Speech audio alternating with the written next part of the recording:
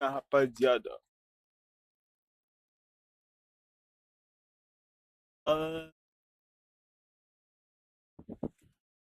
Tá. E aí?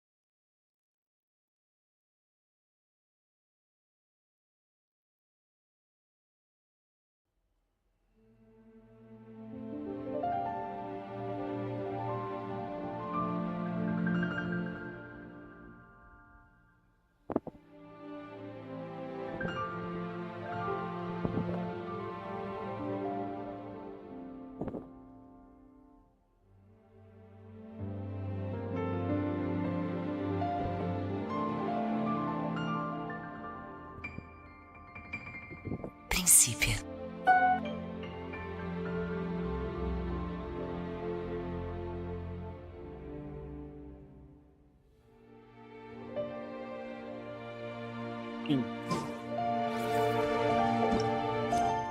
Vamos seguir vossa missão.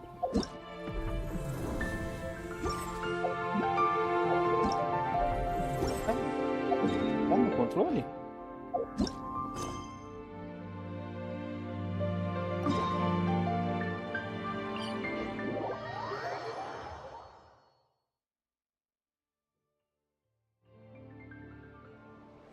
Ah, eu preciso do microfone.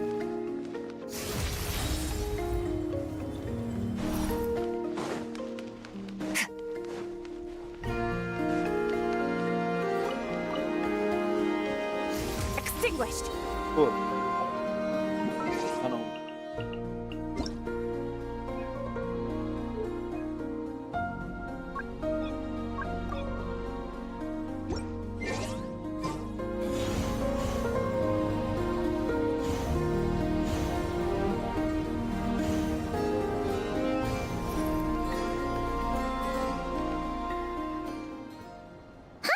What's this? They sure look like they're having fun. I believe so. Kuhenki seem very skilled at playing drums like these, although I'm not sure where they learned it from. Maybe it's an innate talent? In their eyes, they're probably just playing with toys.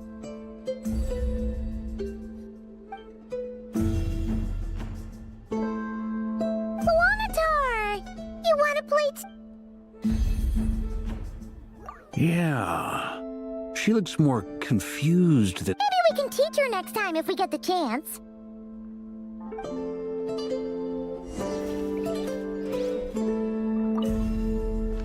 What are these floaty things? Moon veils. Everyone seems hard at work. They are preparing items for Moon Prayer Night. For instance, the sculpture being made over here. Mr. Varka and I were just finalizing the details of where it will be placed. Ah, there she is. I didn't know the finished article would be so large. Not to worry, though. All the necessary arrangements have been made. Just let me know once it's ready, and I'll get some people to ship it over. You have my thanks. And over here, we are preparing a very traditional confection. Oh, look at all these colors! It looks great! Can Paimon try one? Of course. I have a feeling you'll like it a lot. You bet! Sweets and treats are Paimon's favorite! If you included those in the Feast of the Moon, I bet Paimon would have joined the Frost Moon Scions by now. There will also be verdant crests like this present in Nasha Town during the festival. The timing of Moon Prayer Night is not completely set in advance. We make a rough estimate, then observe the changes in the verdant crests and moon prayer blossoms to guide us. As such, the wait itself is a fun feature of this particular festival.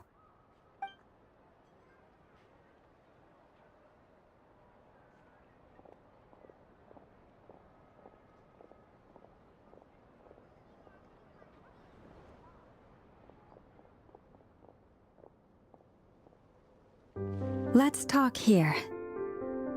To tell the truth, I am very surprised to hear that Kutar is willing to participate in the festival.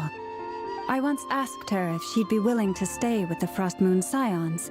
I could introduce her to everyone, and we could be a family to one another. She did not answer, but she has not appeared here since. I took this to mean her answer was no, but if that were the case, she would not have accepted this invitation.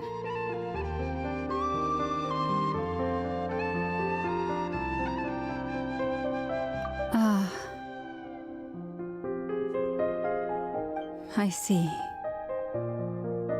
Maybe she is right. Maybe the Frost Moon Scions of today no longer need a moon goddess.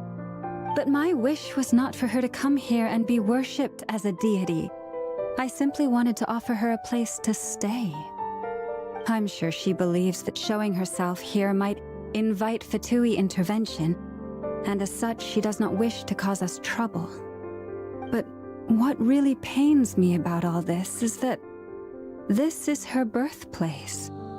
She ought to belong here, yet no one has been able to grant her shelter. I think I'm qualified to weigh in here. When someone's about to depart on a long trip, what they need is blessings, not burdens. We should wish her the best, not make the journey harder than it already is. Anyway, she's agreed to attend, hasn't she? All we need to do is simply Cara, eu tô respect her gostando do decision. barco, eu tô gostando do barco, tô achando... I see your point. Yes, she will soon depart after all. Our job is to leave her with some happy memories. Besides, who's to say her journey to the moon is a one-way trip? It's not like she can't come back and visit if she wants, right? Paimon agrees wholeheartedly. Festivals are all about having fun, so let's keep it simple. All right, I'm gonna head back to Nasha Town soon. Wanna come with? I'm guessing you have some other folks to visit there. Sure thing, let's go! Bye for now, Wilma! Thank you all. Goodbye.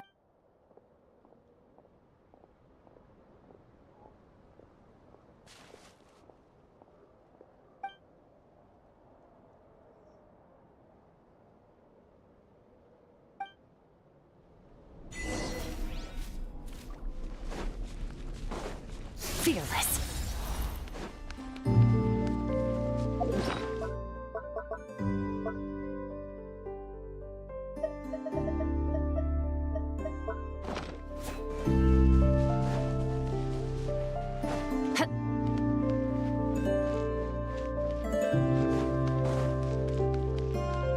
Merciless.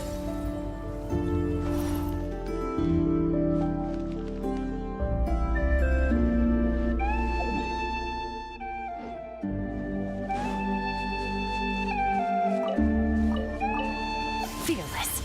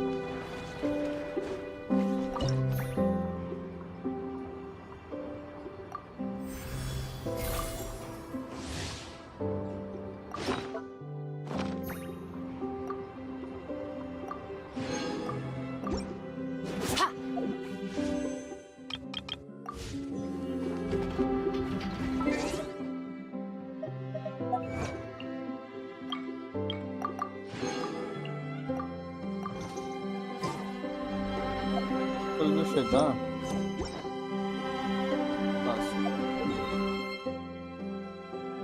Nossa, vai ter um Freminé. Quê? O Mika tá fazendo aqui? Vem pra cá. Ah, o Mika Ah, caramba. Huh? Hey, over there! It's Duran and Albedo with Flints! What could they be chatting about? Your guess is as good as mine. Ah, Grand Master, and the Traveler in Paimon. Hello there. It's been a while. Perfect. We have some new volunteers for our investigation.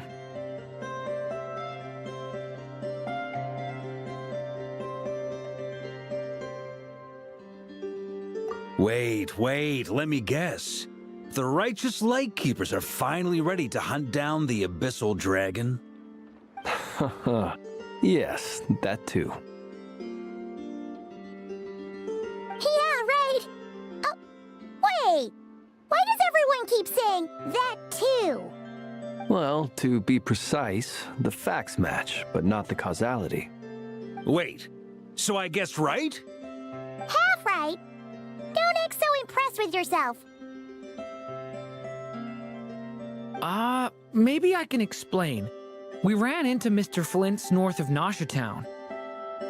At that time, we just noticed a few abyssal creatures out in the wild, but the strange thing was, I didn't detect any traces of abyssal energy on them at all.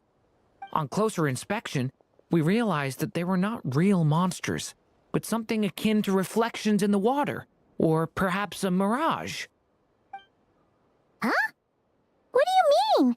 Like, you could see them, but not touch them? Exactly. It was very peculiar.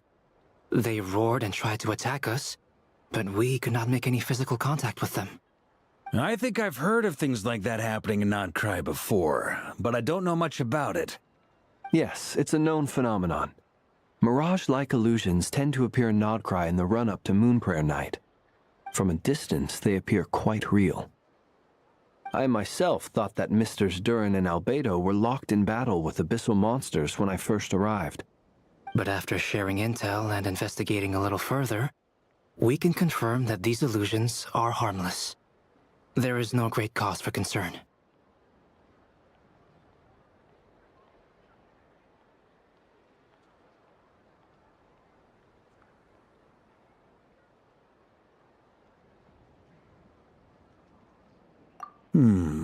All the Mirage stories I've heard are either animals, rocks, or small houses. Abyssal monsters, though? That's a first. It's a first for me, too. So I'm planning to look into it further just to be on the safe side. I intend to inspect a few more locations. What about you two? Any plans? Alice contacted me a few days ago. She'd like me and Duran to assist her with an experiment. But we lost contact shortly after receiving the message. I'm sure that comes as no surprise to anyone familiar with her. We don't know when the wind will blow, yet when the wind blows, we will know. That, in a nutshell, describes how Alice operates. Yeah, that tracks. Okay. Well, I suggest we investigate this Mirage business in the meantime. It's piqued my curiosity, and I'm pretty sure I know someone who will already be 10 steps ahead of us. Well said. Right? Whatever's happening in Nodcry, she always seems to be the first one to know. Let's go see what she knows. We can invite her and her staff to the festival while we're at it.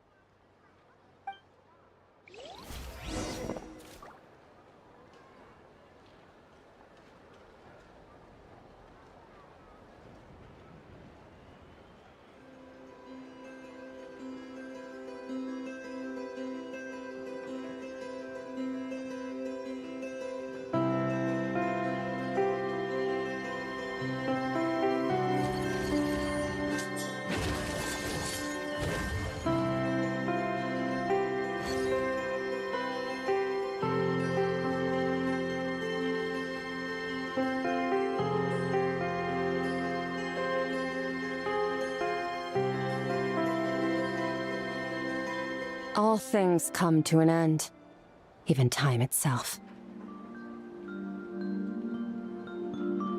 Rapaziadinha, live no YouTube agora também, ó, pra quem não gosta de da Twitch, tá ligado? Dá um follow lá, dá um inscreve lá no meu canal.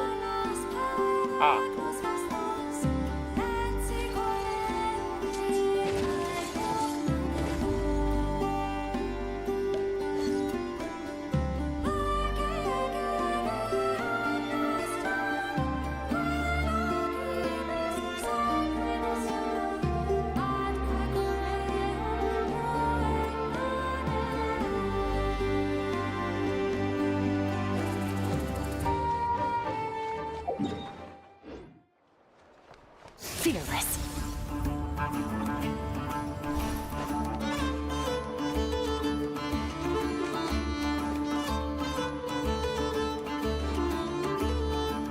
Fearless.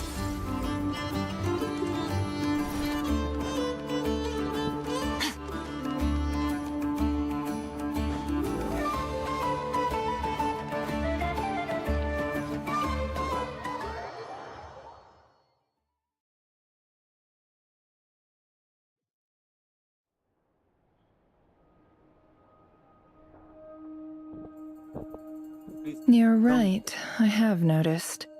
There's certainly something a little fishy about this situation. Only a little, though.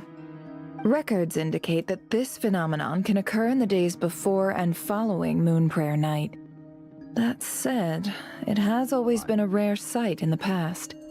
The odds of encountering these phantoms are similar to looking up in the night sky, happening to see a shooting star, and managing to make a wish before it disappears. But this time, either everyone's getting lucky, or they're appearing far more frequently than usual. Yehoda's out gathering intel as we speak. In the meantime, let me check off some points of interest. First, the Abyss. The ones we saw seem to be abyssal monsters. Indeed. But we have identified one location where many more of them have made an appearance. And not just monsters, but human phantoms, too. Given the scale and nature of the phantoms, it's almost as if someone's last memories are coming to life. Or perhaps the memories of multiple people. Oh, So you mean the phantom monsters are hunting down the phantom humans? Exactly. The phantoms can interact with each other, but we have no means of intervening. In addition, some of the human phantoms would seem to be from the very distant past. This is clear both from the clothing they wear and the stories they tell. They claim to be from Hyperborea, a name which I've heard from Lauma before. If this is true, it means they must be from 6,000 years ago. did Paimon hear that right? 6,000 years? It sounds like this merits further exploration. That'd be a big help. I'll leave it with you, Albedo. My knowledge of ancient history is non-existent. I used to doze off every time the pre-Knights of Favonius era came up in class. It's quite a miracle that you were able to understand these phantoms' speech, given how long ago they lived. I suppose you're right. But I'll leave the archaeologists to ruminate over that conundrum. As an intelligence broker, my sole interest is in the value of the information I gather. Which, in this case, hopefully means earning myself some good favor with our dear Lady Moonchanter. So calculating. Whew, this intel broker logic always catches Paimon by surprise. Sounds to me like we could split the work up. I think the abyssal phenomenon is best left to Albedo, Flints, and me. Agreed. It coincides with my duty as a lightkeeper. For my part, I'd like to understand the abyss better. Even a little knowledge would go a long way. This is certainly a rare opportunity to study the Abyss. But even rarer, perhaps, is the chance to make contact with the Ancients. The Curatorium will take the lead on investigating the Hyperboreans. We put in the work to learn what we know so far. It seems only fair that we get some quantity of exclusive intel. That just leaves our trusty team of 2 unassigned.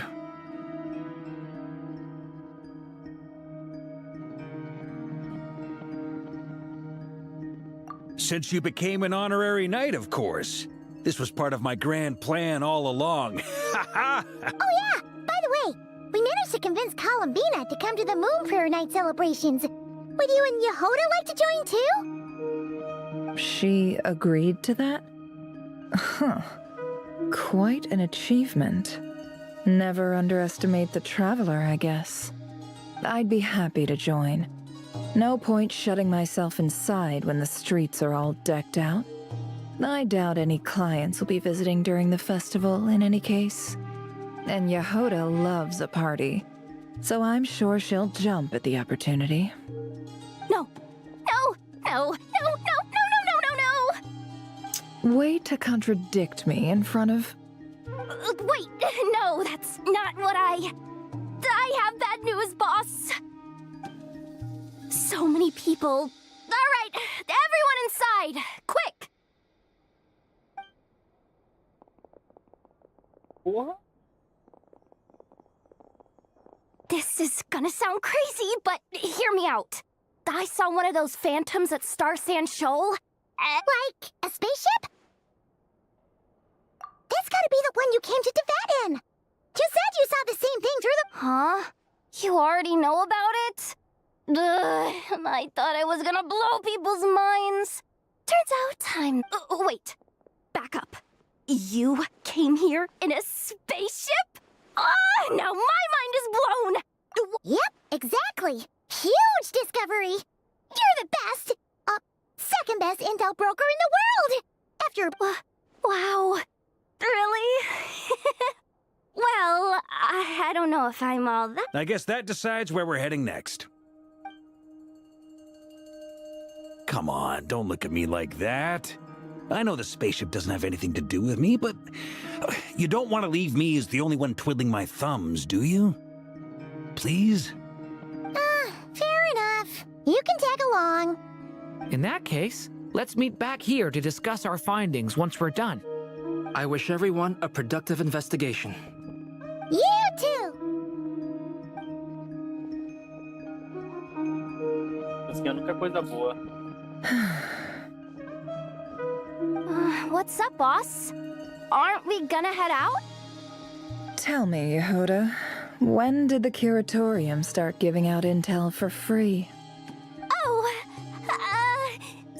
sorry, boss!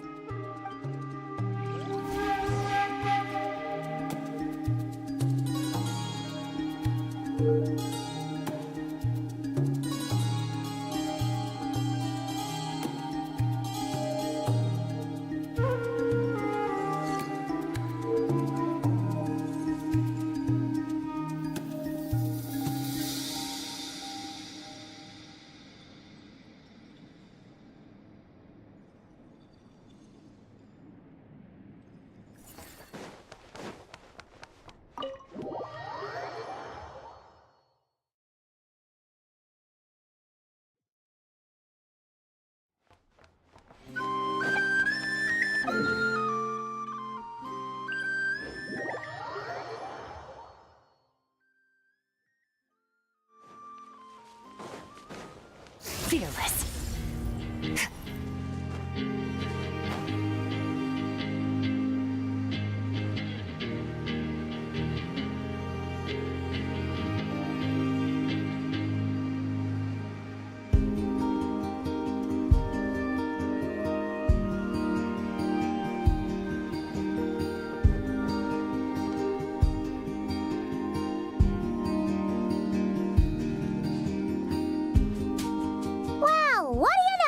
Yehoda was right on the money. This phantom really is your spaceship. But that's so weird. Why would it show up here? Is it some kind of projection? Or a ghost? Like, maybe it no longer exists. But somehow it left an... Ah, you're already here. Miss Lauma, what a surprise. I thought you were busy with festival preparations. I was, until one of our people informed me that a strange sight had appeared at Starsand Shoal. No one's ever seen something quite like this before. I thought I should see it for myself. Same here. Oh, so we heard that these things appear around the festival period. Any idea why that is? Unfortunately not. We have very limited information about them, since they can't be interacted with. And no human phantoms have ever made an appearance before now. The most we've been able to deduce is that these sightings appear to be connected to the increase in Kuvaki energy. Yeah, seems like that's all we can do. This is all so confusing. Allow me to lend you a hand.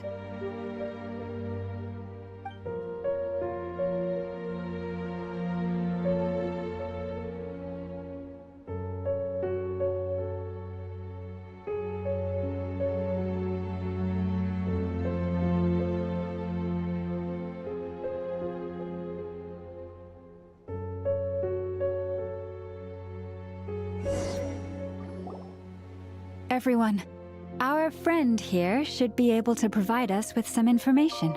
Is that a phantom? I've heard about how the Frost Moon Scions live in harmony with the animals and can even communicate with them.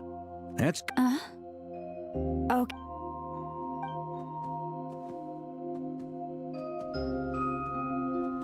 Oh, it's leaving. It appears to share our curiosity about this giant spaceship, so I asked it if it wouldn't mind investigating along with some friends.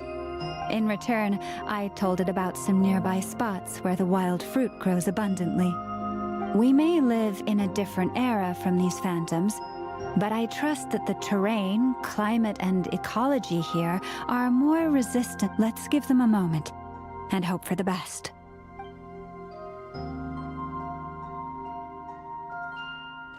All back together? Must have been a lot of fruit. Indeed. Now let me ask them some questions.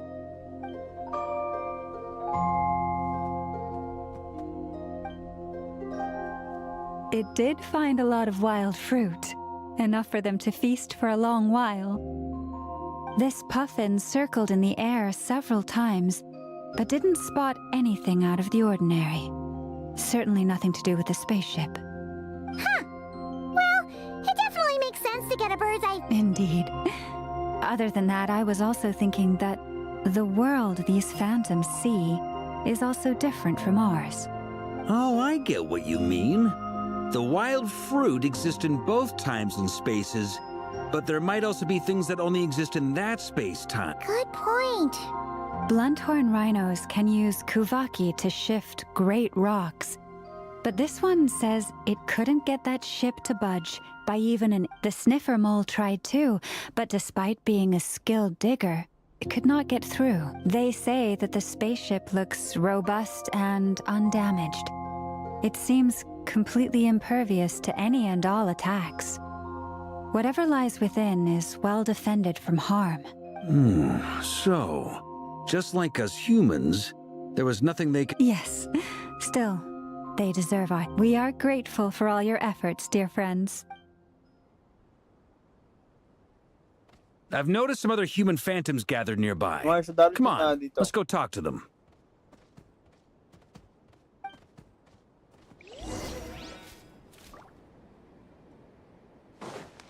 Fearless.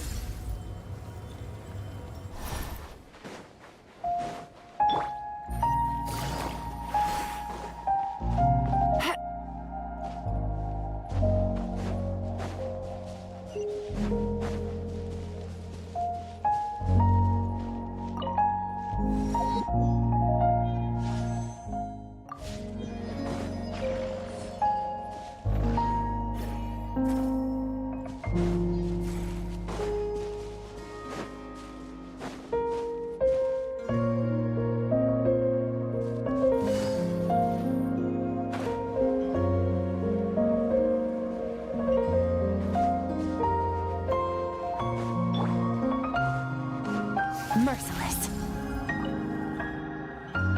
What is this thing? I've never seen it move, and there's no way to get inside. Goodness knows. My grandpa says it's been sitting here at least since his grandpa was still alive. What about his grandpa? Did he say anything to your grandpa's grandpa about it? Huh? I don't know. In all likelihood, it was here back then, too. Hard to imagine something this huge. Guess that means that as far as they're concerned, this...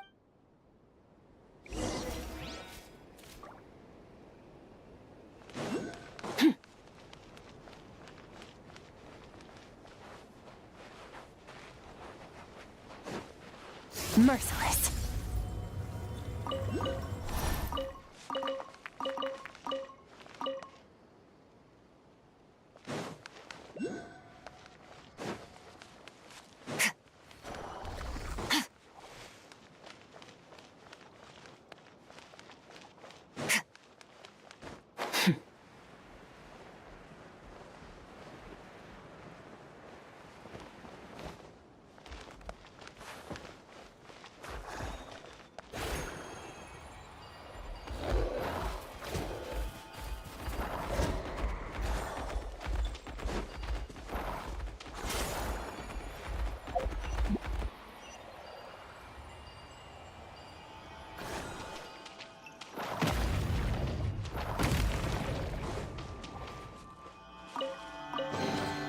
Your hard work is paying off, as it should.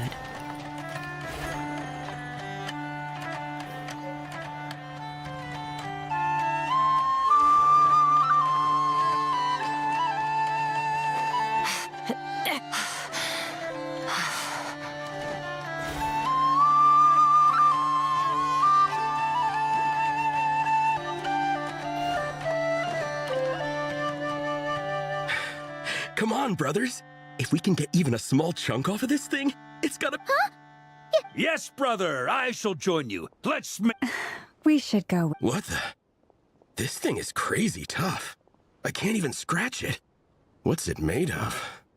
Sorry, brother. Looks like we'll have to seek our fortunes. Enjoying yourself? I was just seeing if I could influence this phantom's perception by playing.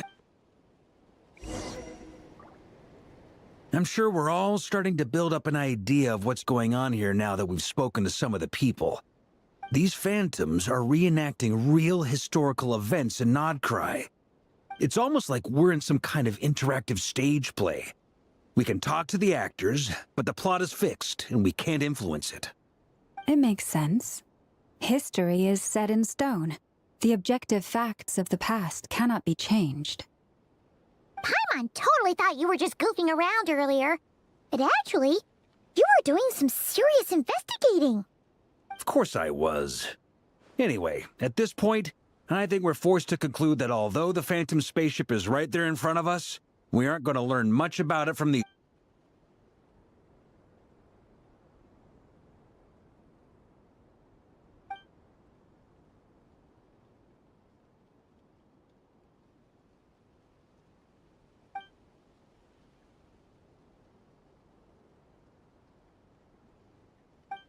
Don't be discouraged.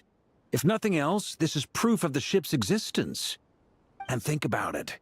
So many people tried to hack their way inside, but no one could get the door open. It's made of very tough material. To me, that says that we'll either find the ship itself or the story behind it. Huh. Every now and then, when Varka gets serious, he actually does. I wonder how the others are doing. Acho Let's que head sabe back for disso. now. Sounds good. Also, drinks are on me if Team Knights of Favonius is the first to finish. Wait, we have a team name now? Am I in Team Knights of Favonius as well? You're very welcome to join. We've even got a cathedral ready for you. Isn't that technically blasphemy? You wouldn't dare make a joke like that if Barbados was in earshot.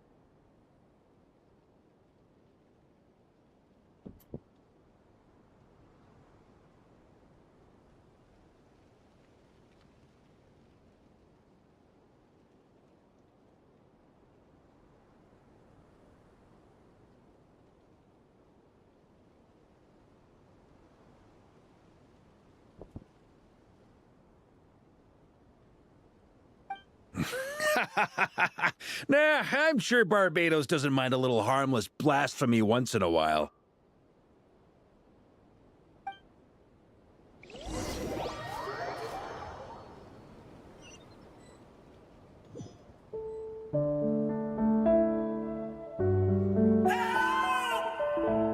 Oh, no! Oh.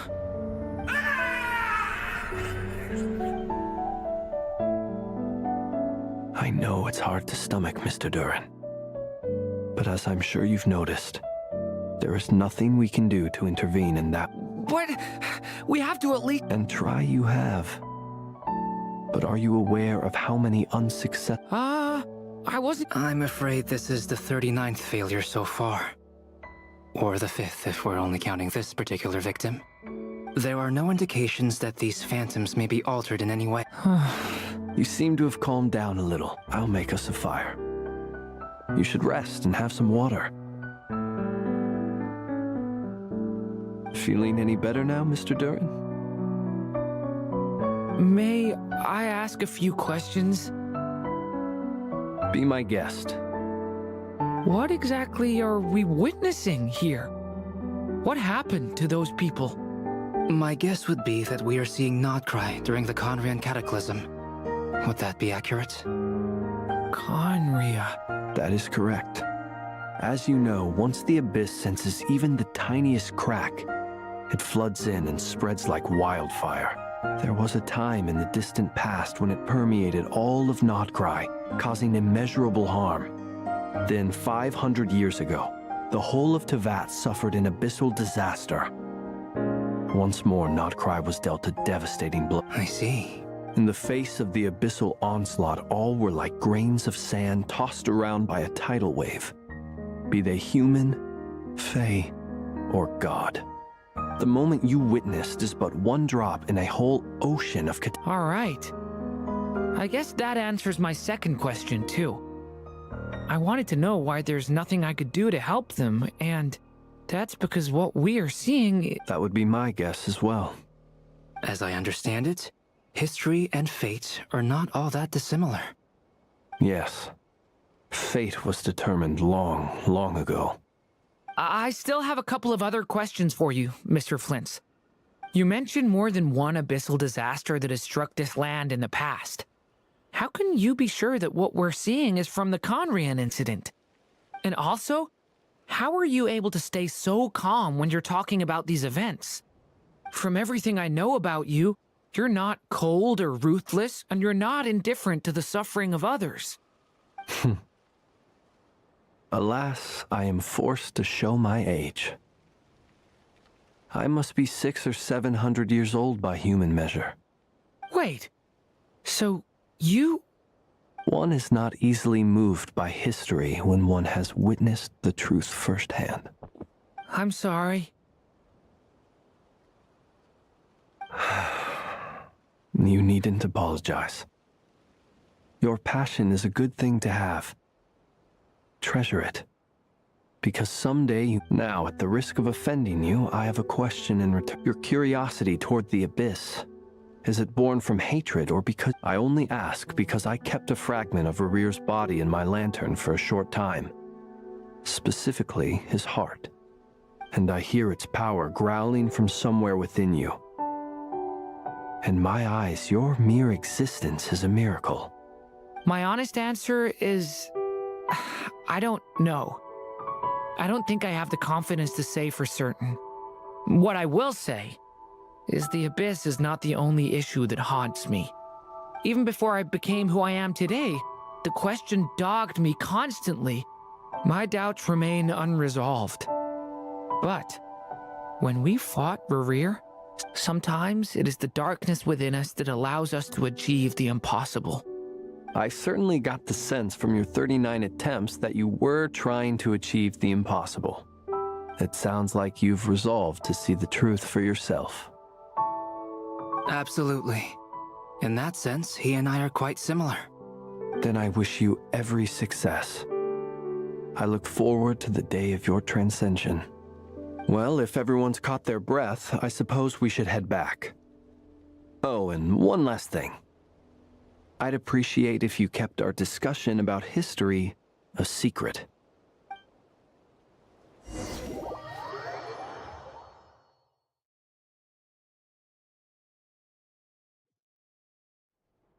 Incredibly, our separate investigations led us all to the same conclusion.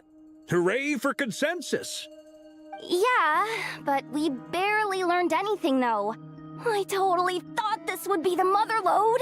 Talking with the ancients? I mean, come on! But nope. All we got was useless snippets and all this stuff about moons and hyperopia. What a load of baloney. Seems like people back then had a... I understand your frustration. We found the same issue. Each phantom, there isn't much value to be found in these miscellaneous fragments of a civilization's history. If there's a silver lining, it's that these phantoms are harmless to the present reality. They shouldn't get in the way of the festivities. Paimon agrees. And not just because it's the first thing she understood.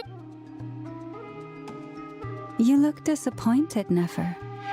Is something the matter? What do you think? We all worked our tails off, but the only one to gain anything from it was you, Lady Moonjanter. Well, please do share the Hyperborean records with me. I will Oh, duh! Yeah! That was it! I'm serious.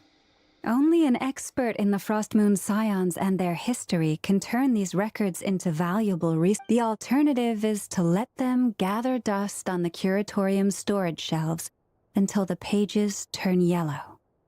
Nefer, you're wise enough to know that cooperating and sharing the profits is the best course of action here. Well, that goes without saying. Sure, let's do that. Huh? But didn't you say we aren't supposed to give out intel for free? Sorry. Shutting up. Now is not a good time to push Nefer's buttons. Anyway, back to Moon Prayer Night. I'm thinking that we should prepare something a little special. You mean a parting gift? Can't go wrong with food. Although, does food go Perhaps a lantern would be a better choice. It might be dark up there. It could prove difficult to light a lantern on the moon. Magical stones might serve that purpose better. What about a clockwork mecha model from Fontaine? I've got a whole bunch at home. I use them for fighting practice and— None of these sound like things she would be even remotely interested in. But we don't interact with her enough to know what she likes. Yeah. It would really save us the guesswork if someone could find out what she's into. Wait, what the? Traveler? They're all looking at you. Great! Haha, problem solved. Now, I need to stop by Dory's. Gonna need her help sourcing a bunch of stuff for the festival. Then let's leave it there for now. We all have our own business to attend to. Traveler, if you find out what Kutar likes, let us know right away.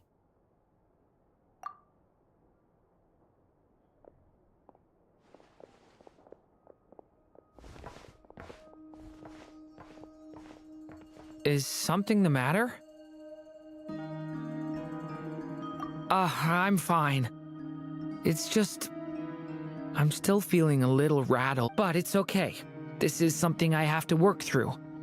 I'll be all right. Well, don't put too much pressure on yourself. If you ever feel like something's wrong, physically or mentally, we're here to talk. Come on. Stop treating me like a kid.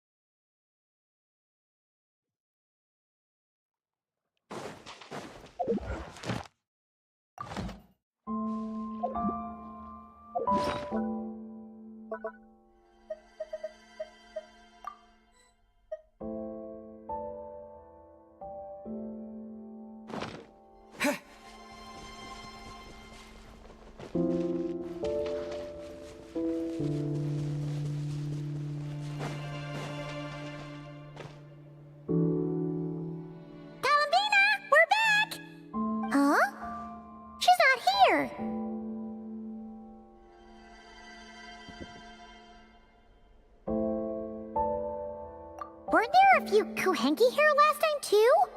Where did they all, walkies? For Kuhenki? You're not pets, you know. Oh, well. Looks like we just came at a bad time. Let's try again tomorrow. There's still a few days until Moon Prayer Night, so we're in no rush. Besides, she needs time to rest anyway.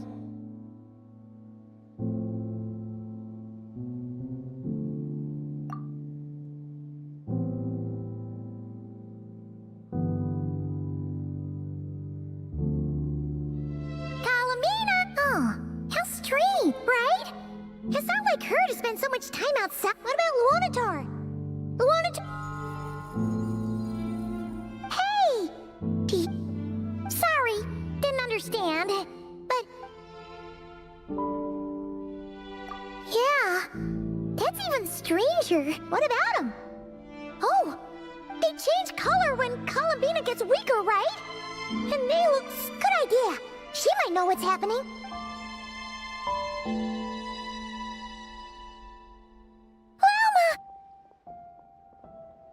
Ah, it's you. How is Kutar? No, she hasn't. I came here to check on her after I noticed the flowers had changed color. Based on past precedent, she must be very weak right now. Even getting up to walk would be a struggle. It seems unlikely that she... Not to mention that she doesn't do that at the best of times either. So yeah, this is super weird. No. Very few people are in the know about Kutar's whereabouts. And if anyone suspicious had visited... Come on, let's go to Nasha Town. If anyone has seen her, someone... Makes sense!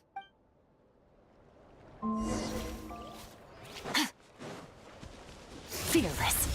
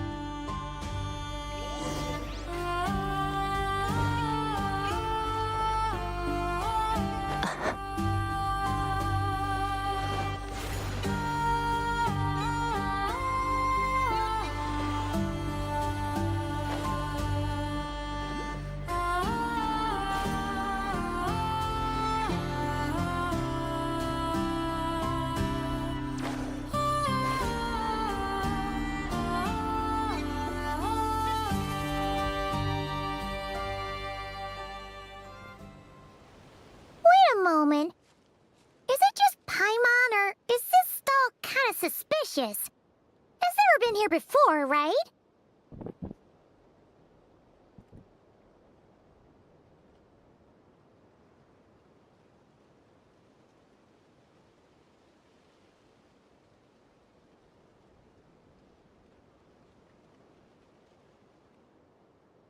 No, I don't recognize it.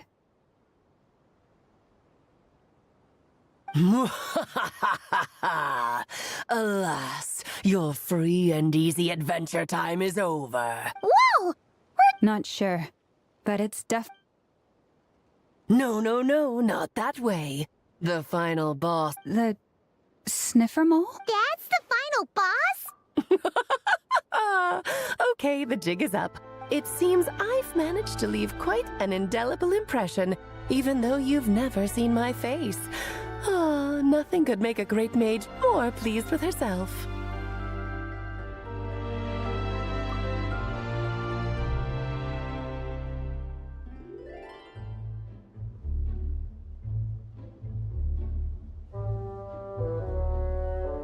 Mamãe da fofíssima Clee.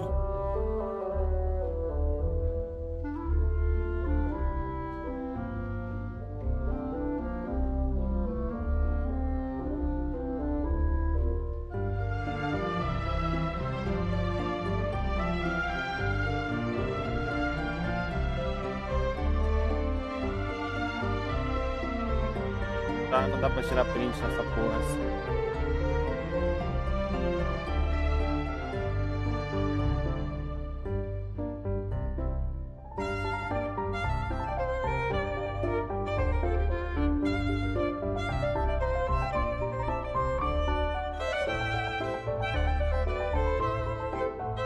Consegui deixar indelével. Eu teria visto. Deixa grande. Filha safada. Tá? É, ele sempre me tratando. What is going on? I've heard that all the big shots in Teyvat have long, wordy titles that stun people speechless when they make their entrance. Unfortunately, none of them are affiliated with the Hexenzirkel, and we ourselves keep a very low profile. The notorious name-dropping doesn't quite work for us. Still, I, for one, think I'm really quite amazing. Alice é minha. Vou guardar o pitch. Guardar o pitch. Tô garantido, vou guardar o pitch. Foda-se. Guardar.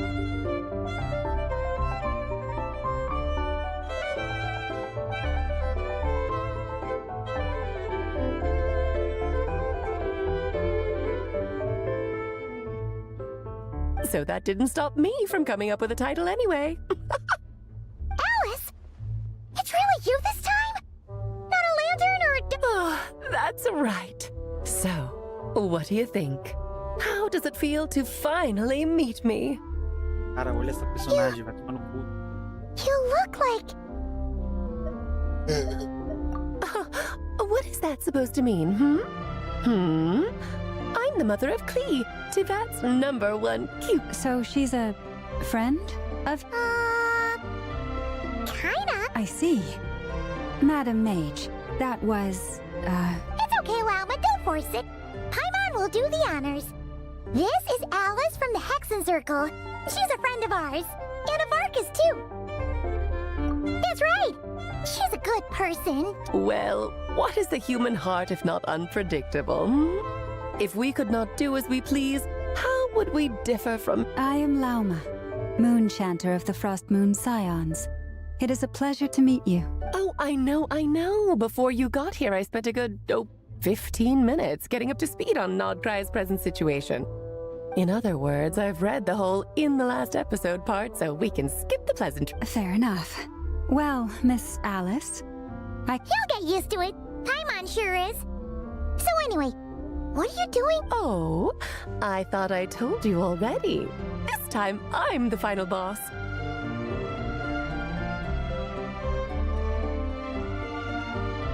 Perfeição. Perfeição. Perfeição de personagem. And what a formidable foe I shall be. Powerful, confident, decisive, and good luck finding my weak spot. You will never succeed.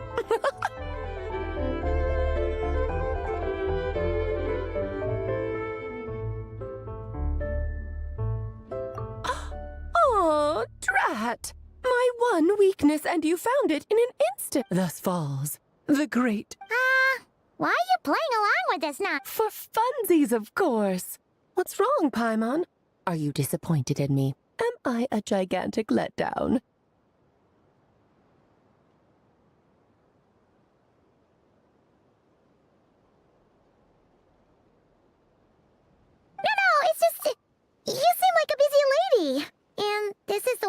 you've shown up in person.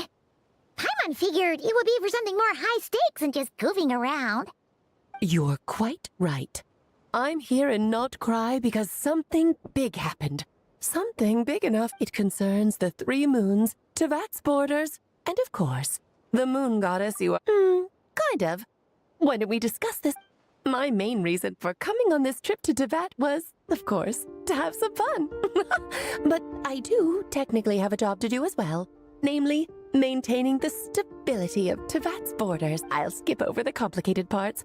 But to sum it up, abyssal energies are all that lie beyond Tevat's border. We'd find ourselves in a real pickle if they ever made it. And the phantoms you've been seeing are a sign that the border has been disturbed. Ah, no wonder they tend to show up around Moonprayer. Is it because the real moon is now so close to us that its power can cross the border? In part, but only a negligible amount passes through. Just enough to influence the verdant crests and so on. And as you've noticed, there has been an unprecedented number of phantoms appearing this year. The influence of the moon beyond the border cannot explain this. No, there is another far greater factor at play. The trilunar syzygy. Trilateral. A trilunar syzygy. Eons ago, before the heavenly principles came to Tevat, it was the then three moon goddesses who controlled the laws of this world.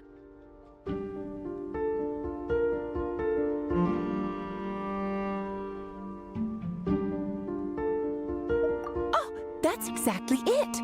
The three goddesses split these powers amongst themselves, promising never to consolidate them into one singular body. But, fast-forwarding to the present, the eternal moon's marrow is with you, while the iridescent moon's marrow, which should never have appeared in this world, has been retrieved.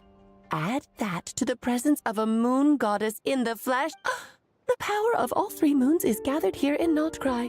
There hasn't been an event like this since the War of Funerary Flame. And it's having a noticeable effect on Tevat's borders. Because I wish to give my darling daughter a peaceful, sunny environment to grow up in. Is that a good enough reason? Kinda sounds like you're dodging the question, but it does make sense. Well, that's one reason anyway, and the most important one. The others are a little complicated to explain. For instance, cleaning up after dearest Miss R. Albedo could tell you more about that if you're curious, but right now, I have a more important question to ask you. Why are you collecting the moon marrows?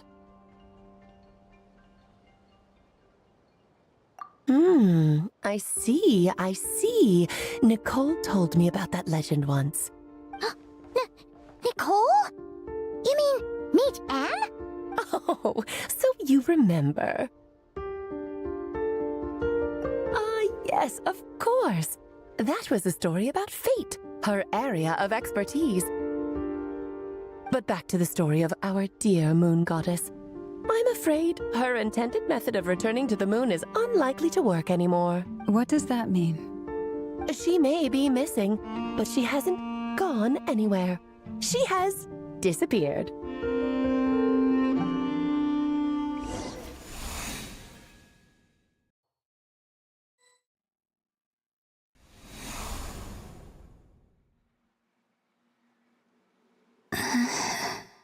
My body is so... Wait, no. It's my mind that's heavy. My arms and legs are as light as a feather. What's happening to me? I feel drowsy, like I've been asleep for too long. Is it daytime or nighttime? Is the moon out?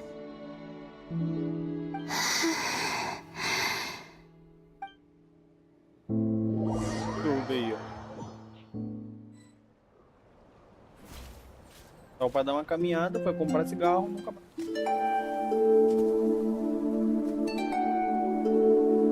Are you out for a walk too? Huh?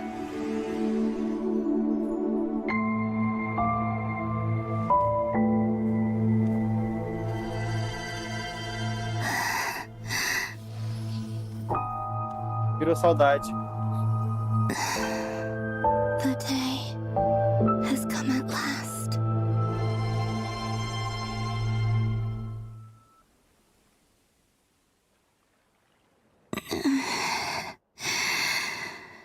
Have I grown so weak that I can't even sustain? But Moon Prayer Night is nearly here. I was so... Death is near. Will I return to the moon after I disappear?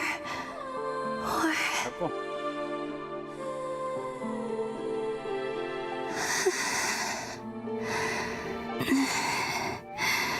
So far, at least, I still exist.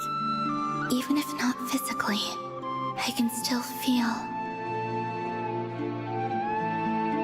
But as my power wanes, I'm sure that too will, I suppose.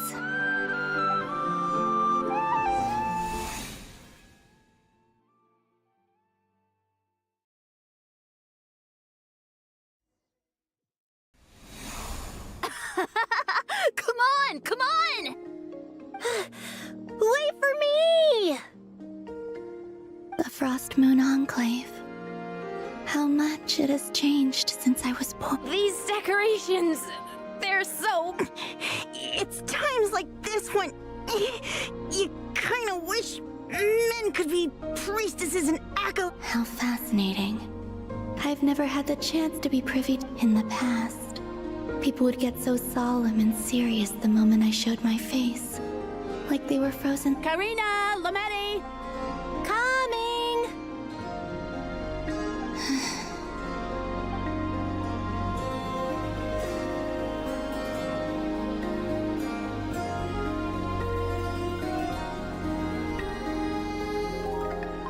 Nossa senhora, esse caminhar é muito perfeito. Essa porra esse jeito que ela anda, cara. Olha essa porra.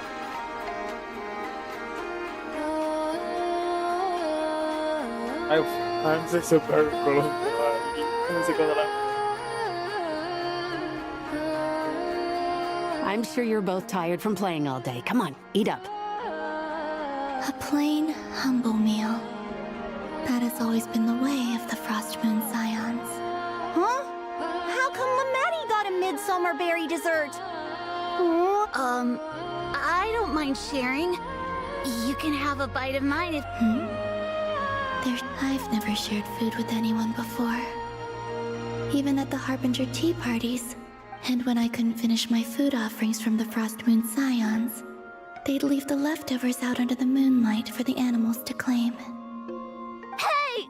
That was 2 bites! Oh, and then... Oh, you two. Don't fret now. Here, have some of Granny's too. So...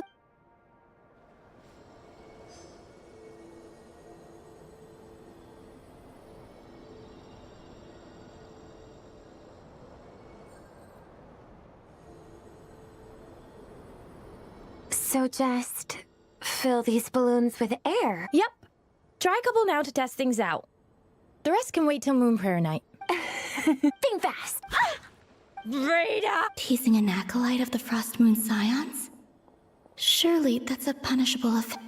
Take this! Huh?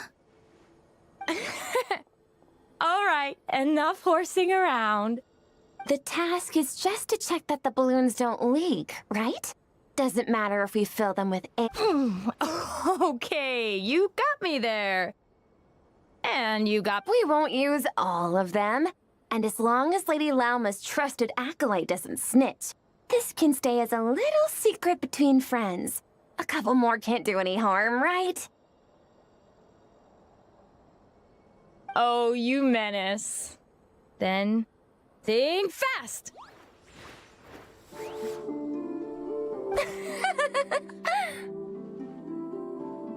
Is pumping a balloon full of water really so much fun? Pô, isso tá ficando triste, mano. É triste.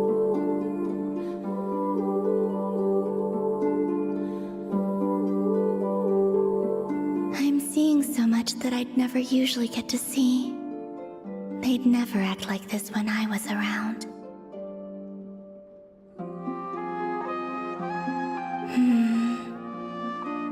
It's nice being able to just watch people in peace. What a rare opportunity. I think I'll go take a look around Nasha Town, too.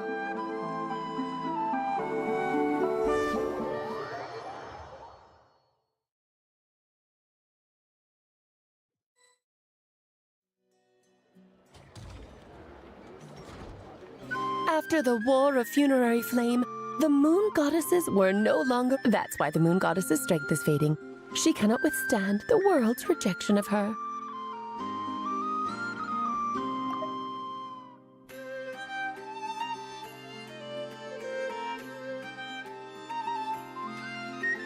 I may have lost a few memories, but I guess... To be more pedantic about it, the Moon Goddesses did something to offend the heavenly principles, and that's why they were ousted. Something of a recurring theme in Tevat's history.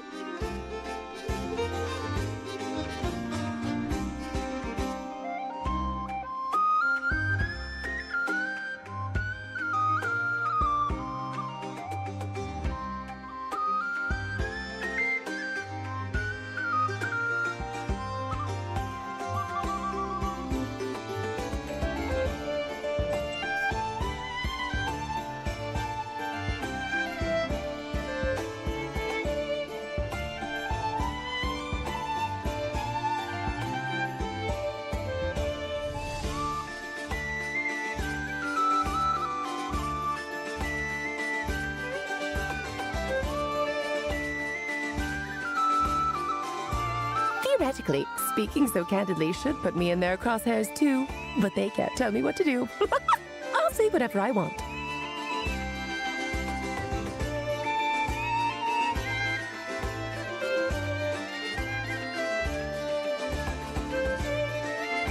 Anywho, the Moon Marrow energies were but a drop in the bucket for her, and that battle against the Ray Hair of Solnari only weakened her further.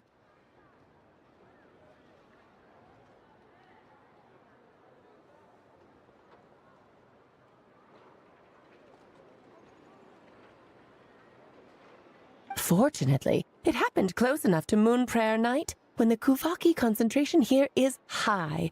That's the— What do you mean, fortunately? You said she disappeared. Oh, what a headache. I thought this was all common knowledge. I guess I have some more explaining to do. Okay, buckle up. It's time for another lecture. Alice é muito debochada, cara. Now, I said earlier that the Moon Goddesses lost the foundation for their existence. Não é tão grande.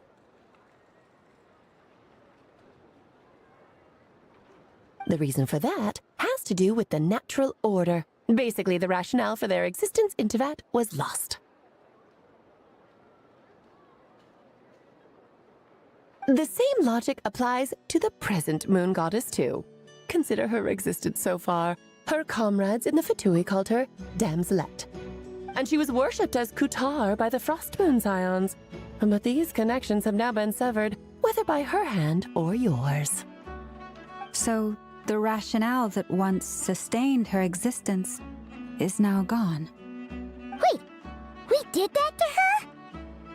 Oh, well, strictly speaking, yes. But let's not start pointing fingers, shall we? I'll only end up as the big bad villain, and that's not the kind of final boss I want to be.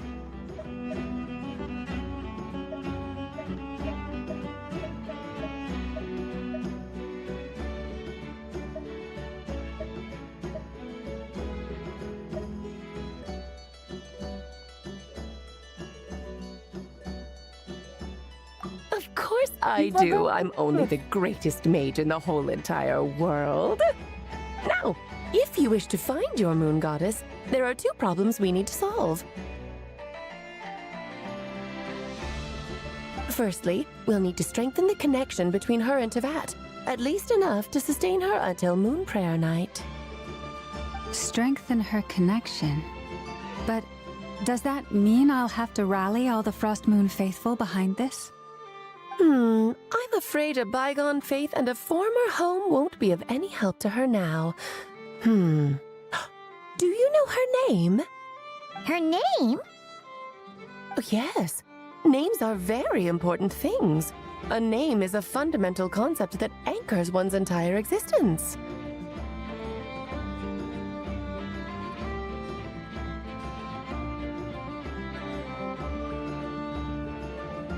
Then your first job is to find it. As a moon goddess, I'm sure she must have a name she identifies with. Neither Columbina nor Kutar is her true name, and she's never really accepted either of them. So, finding out her real name is enough to sustain her existence? Yes, I know it sounds like a small step, but every journey begins that way. The second problem is with her plan to use the moon marrows to return to the moon. Unfortunately, piercing through the false sky will take an enormous amount of power. Given her current condition, she won't be able to provide anywhere near enough power, even if she recovers her physical form. But no need to fret. Nicole's the expert in this field, and I'm sure she'll figure something out. Wait, Mage N is that means we've got 2 Hexacircle mages on the case. This is turning into a... Actually, this is more of a side quest for me. Like you said, I'm a busy lady, so I can't stay for too long. I have to return to Tivet's border soon.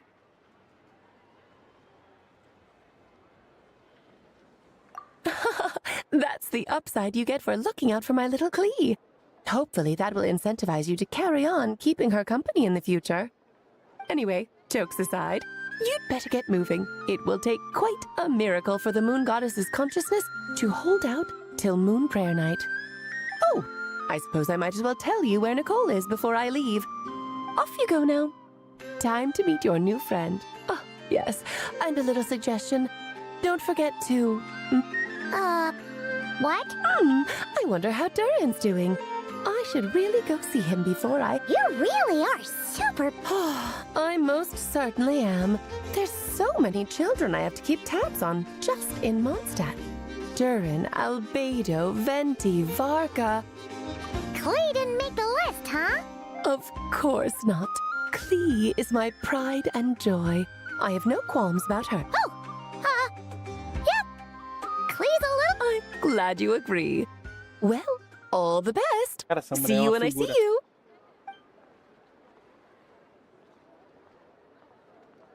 She left in a hurry. Yeah, she didn't pack up her stall. Should we handle it for her? I must say, I'm now very curious about her daughter. That's a long story.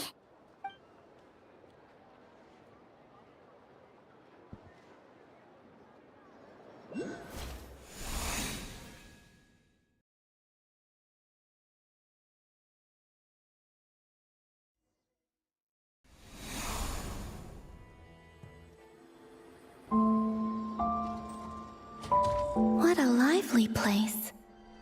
Hey, you old geezer! Your hammer's rusted! Who are you calling old geezer?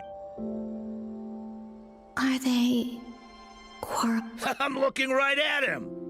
You've really gone downhill since giving your daughter free rein in the workshop. Can you even swing a hammer anymore? You might as well use that hammer to massage my... Don't run your mouth, or you'll get a back massage that'll put you in bed for the rest of your life. Look, the materials... I'll bet you send all the materials to your little princess. Blood, so... All right, you've made your point, Uncle Koski. As soon as the materials arrive, fixing your chair will be the #1 priority. And Dad, if you've got time to chat... See? Lolka knows what to... I guess they're... friends. Then again, it wouldn't be the... Columbina! Sing outside my door in the middle of the night one more time, and I'll unscrew your vocal cords. You hear? Oh, so that was her way of trying to be... What a pity. I won't get the chance to say any ugly things in reply.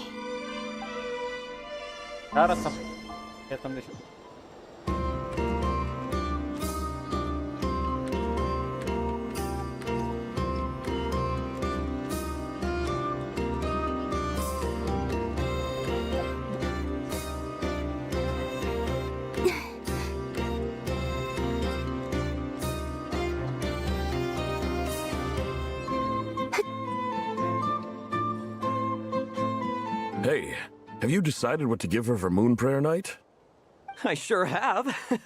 She's gonna get the surprise of her life when she's least expecting it. Then I'll whip out the ring and pop the question. The surprise of her life. Cool, I get the picture. You can spare me the gushy details. Ooh, looks like we have... Hello there, ma'am. Would you like some moon... Huh? Is he talking to me? Can he see me? Here you go. Oh. Come back anytime. Right. Now, where were we? Isso foi vacilo, isso foi mancada. I don't know why, but...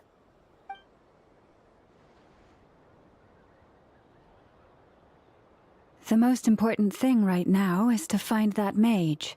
This name thing seems super important too, but where do we... I'd better go pay the Fatui a visit.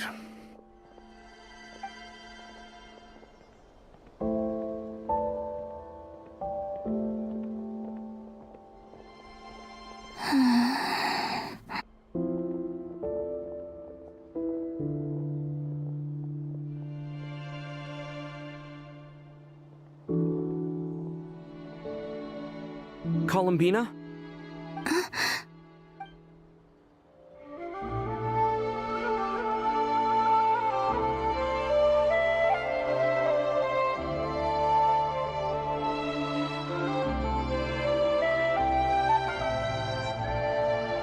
Traveler? Let's go! This is no time to be spacing out!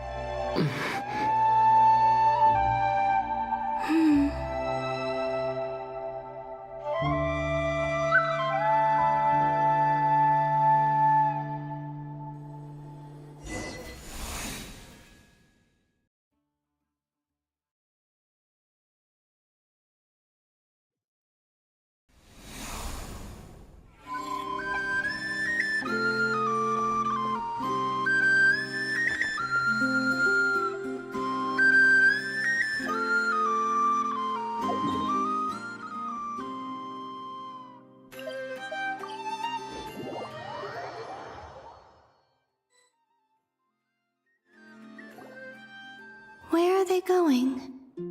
They mentioned a mage and... So, Mr. Varka, are you acquainted with this Nicole? Ah, not really. We've never met, though she has come up in conversation. From what I've gathered, Alice kinda took Nicole under her wing. Taught her how to speak in a more ladylike fashion, that kind of thing. Huh. Hard to imagine Alice as an etiquette... Yeah, Alice is a larger-than-life personality, I'll give you that. But then again, that's why she's able to draw such an eclectic mix of people into her inner circle. If I remember correctly, being an interesting person is actually one of her main entry requirements. So, if you ever wanted to join the Hexenzirkel, I'm sure you'd both be eligible to apply. Hey! Don't go around making promises on Alice's behalf! I wouldn't dare. I'm just trying to paint a picture of the Hexenzirkel for you. Okay, sure. Anyway, since none of us have ever met Nicole, how are we supposed to find her? We can't just go up to every woman in sight and ask, hey, are you Nicole? Maybe something she's wearing will give it away? Like, a windbloom pinned to her chest. Wait a minute. Alice never said Nicole was from Mondstadt. Oh, true. That would be... this young...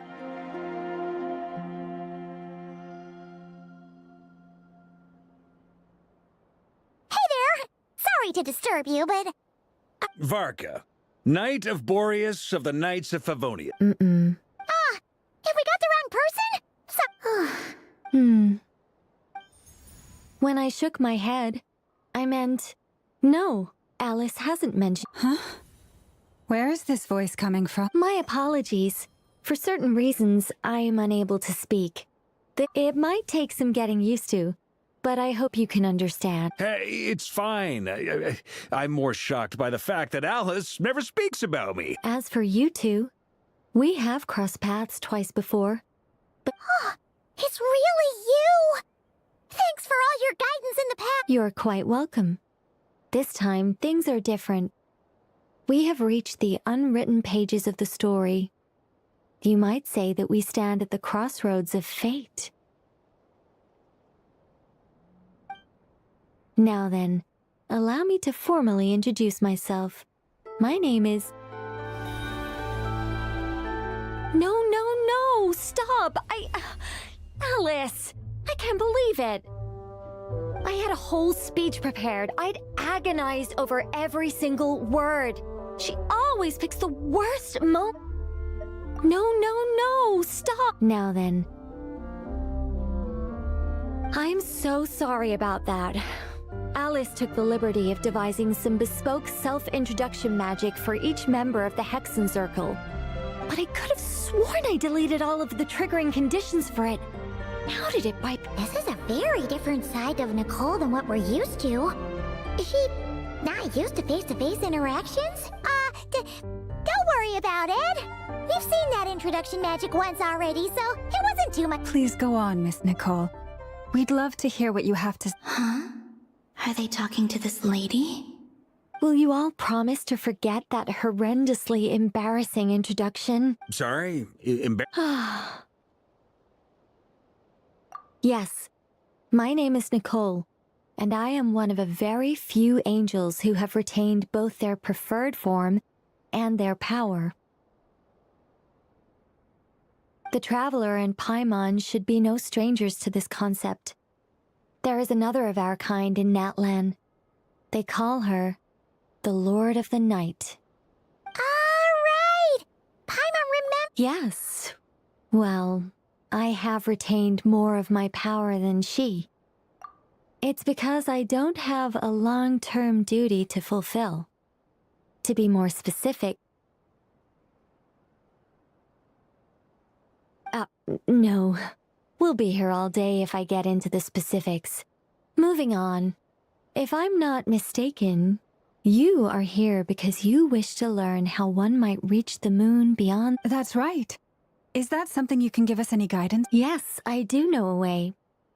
It began with the Hyperboreans, who lived after the War of Funerary Flame. Blank looks. Maybe I should start with the background of the war, or maybe not. It shouldn't be an issue. I'll fill in the gaps for you when we have more time. Anyway, after that war ended, the three moons retreated to beyond the false sky. The Hyperboreans were humans I once aided. They accepted the civilization and creations bestowed upon them by the angels. But despite accepting many blessings of the angels, many among them still held on to their faith in the moons. Even after the War of Funerary Flame, they sought to contact the moon goddesses beyond the sky and receive their guidance. But all three had passed away by that point. This mage has a unique method of communicating. Is she talking about the moons? Yes, but they did not know. And so, still they prayed for the moon goddess's mercy. After building titanic structures that consumed vast amounts of Kuvaki, at last they glimpsed the moons and heard their voices. But of course, they were gravely disappointed, for it was then that they realized the three... It is. Humanity was in a very sorry state at that time. The angels who had once aided them were gone, and the War of Funerary... Just a second, I gotta ask. How relevant is all this history to the task at hand? Well, I mean, it's... It's been a while since I've had the chance to speak inside someone's head. As soon as I got started, I lost control, and the words just flowed out like a waterfall. What I'm trying to say is... Right, yes, that's it. The relevant part is the ritual created by the Hyperboreans. The fact that they bypassed the false sky and saw the true moons implies that they successfully built a connection between Teyvat, which means, with enough Kuvaki and a sufficiently stable connection, It should be feasible to send one... Okay, so they built some Oh, Is something wrong? You said... I just didn't expect you to summarize it so well. It turns out I could have said all that in one word, if only I'd managed to think of it. No, please, it's fine. This is invaluable knowledge. Oh, really? Well, in that case, I suppose I could backtrack and add some more detail. Whoa, whoa, whoa, time out. The Hyperboreans were the last ones to use this method, right? So we somehow need to find whatever structure they built and make sure there's enough Kuvaki. Luckily, we have the moon marrow of both the eternal and iridescent moons, so we're all good for Kuvaki. Which means the key issue we need to focus on is finding the place. Yes. Although I expect the structure is long gone by now. That said, what if we could take advantage of the phantoms to travel back to a time when it still existed? Well, travel back isn't quite accurate. It's more like we'd be creating a handshake between 2 points in space-time. We wouldn't even have to pick a time when it still existed. It could just be a time when it still appeared in phantom form via projection, or we could project our own phantoms, fold them together, and...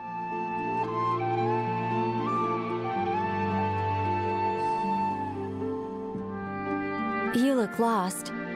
Was that too hard to follow? Yeah, things got a little, technical there. Paimon's brain is reaching capacity.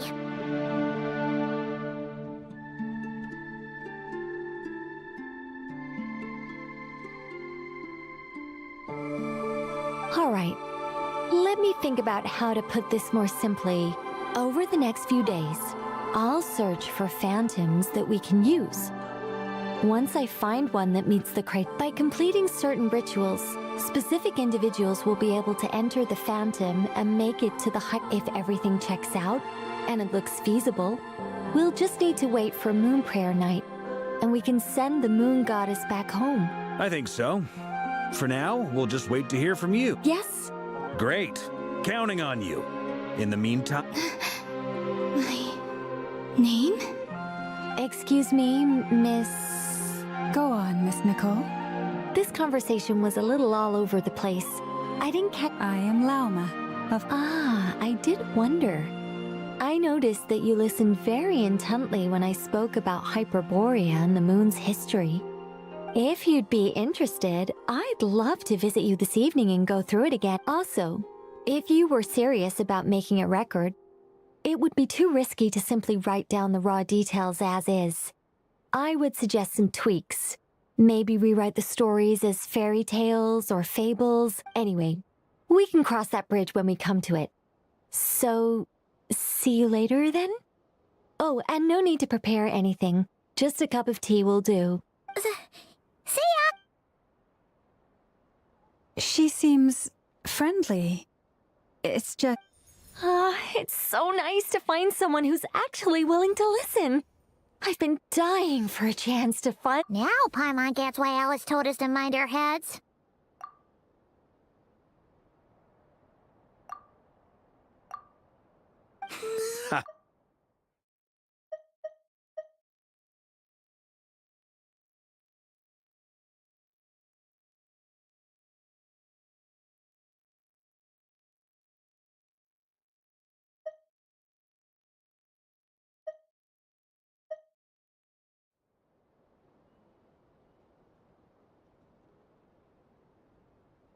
Now then, the next order of business is, where do we start looking for the moon goddess's name? Maybe the rest of what Nicole has to say might give us some... Once I've heard her out, I'll summarize the salient points and share them with you all. I'm also inclined to review but many of the more factually... Sounds like we're gonna follow Columbina's journey. In that case, we'll start by heading to the Frostmoon Enclave. Sounds like a plan. Take this with you. I'll see about getting in touch with the Fatui. It'll probably just be Arlecchino and Sandroni again. They're the only ones who would want to help. Thank you, Mr. Varka. Don't mention it. Honestly, I'm more comfortable dealing with the Fatui than prying into the details of a young lady's childhood. Catch you later. I should follow them. Just in case there's some way that I can help.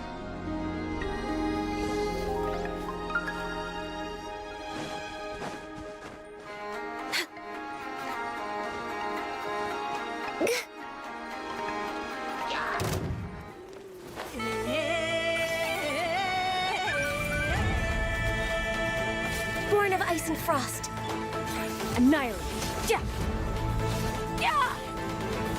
Ha ha. Ja. Ha.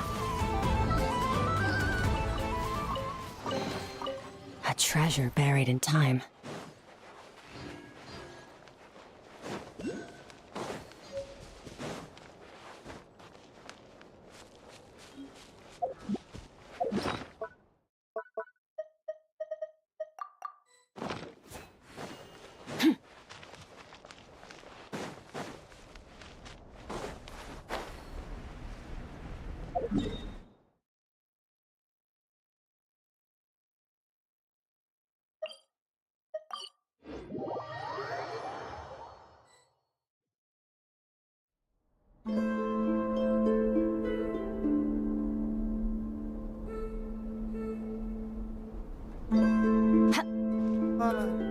Escuridão é boa.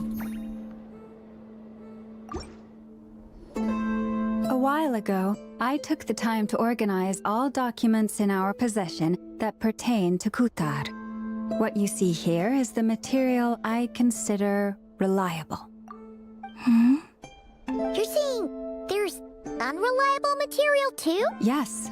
Most of the information we have was transmitted through an oral tradition.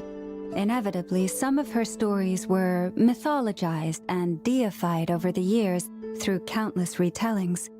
That's why I organized them into reliable, and there's no sense seeking answers in history unless we can ensure the veracity of the history. Makes sense. All right, let's take a look through.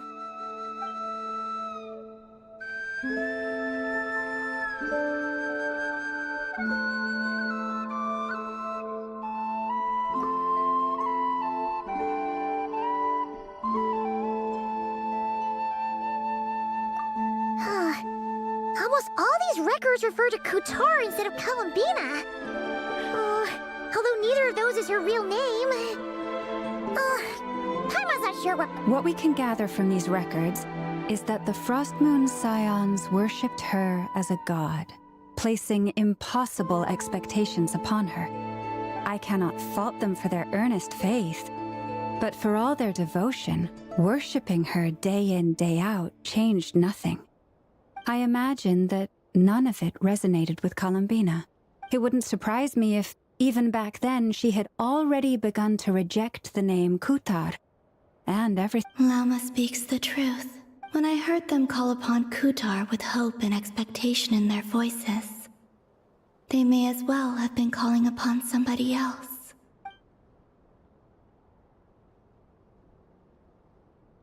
Well, that's a bit complicated. I looked at the level of detail, and how realistic their portrayal of Kutar seemed to be. Amongst the Frost Moon Scions of today, only I know of her existence, and I alone have spoken to her face to face. As such, I know that there are certain... That being said, I have sensed some changes in her lately. Changes? Seems like this is getting us nowhere. For what it's worth, why don't we check the unreliable sources too? Sure.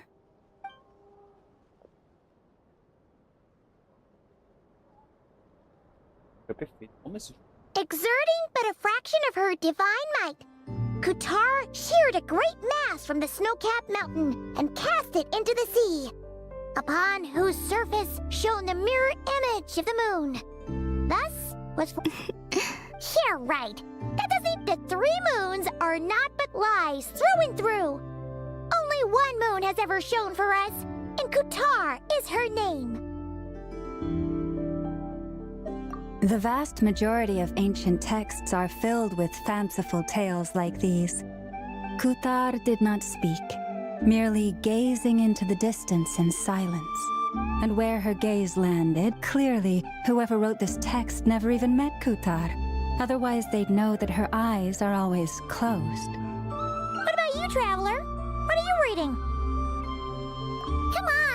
child wished to build a wooden nest with which to shield the fledgling bird from the cold. But being so young and lacking in strength, the child could not snap the branches from the trees. Qatar was passing by. Upon seeing the child, she summoned forth the Kuhenki, who built... Not knowing the meaning of Qatar's divine intervention, the child dared not to respond, and thus ran home to call their parents. The Qatar with the moon chanter declared the event a miracle and took the nest as a relic, placing it on high for all to see. The child was named as one favored by the goddess, and was yet no further miracles were bestowed. And this matter was for... Any thoughts after reading that? Yeah, Columbina probably just wanted to join the kid in making nests. Ah. I had originally considered this a fabrication, because Kutar did not perform any... But now that I think about it, it does seem like something Columbina would... She didn't know how other people would interpret her actions. She was probably worried about making things difficult for people. And so, she gradually stopped... Yes. Oh...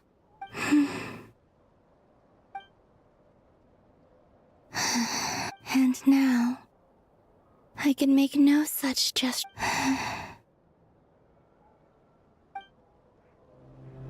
Still no name. It's a bit of a shame. But...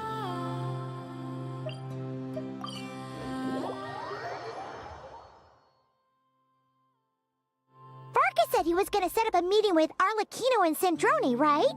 Let's go back to Nasha Town and see how he's doing. Hey.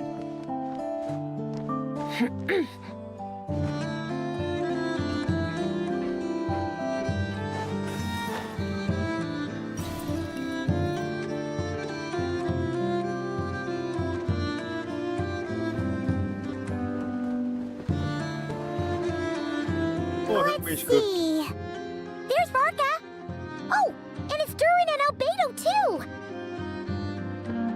Yeah, this is pretty much the same place we bumped into each other. I convinced them to stick around a little longer. We were all waiting on people, so I figured having a little company would help pass the time.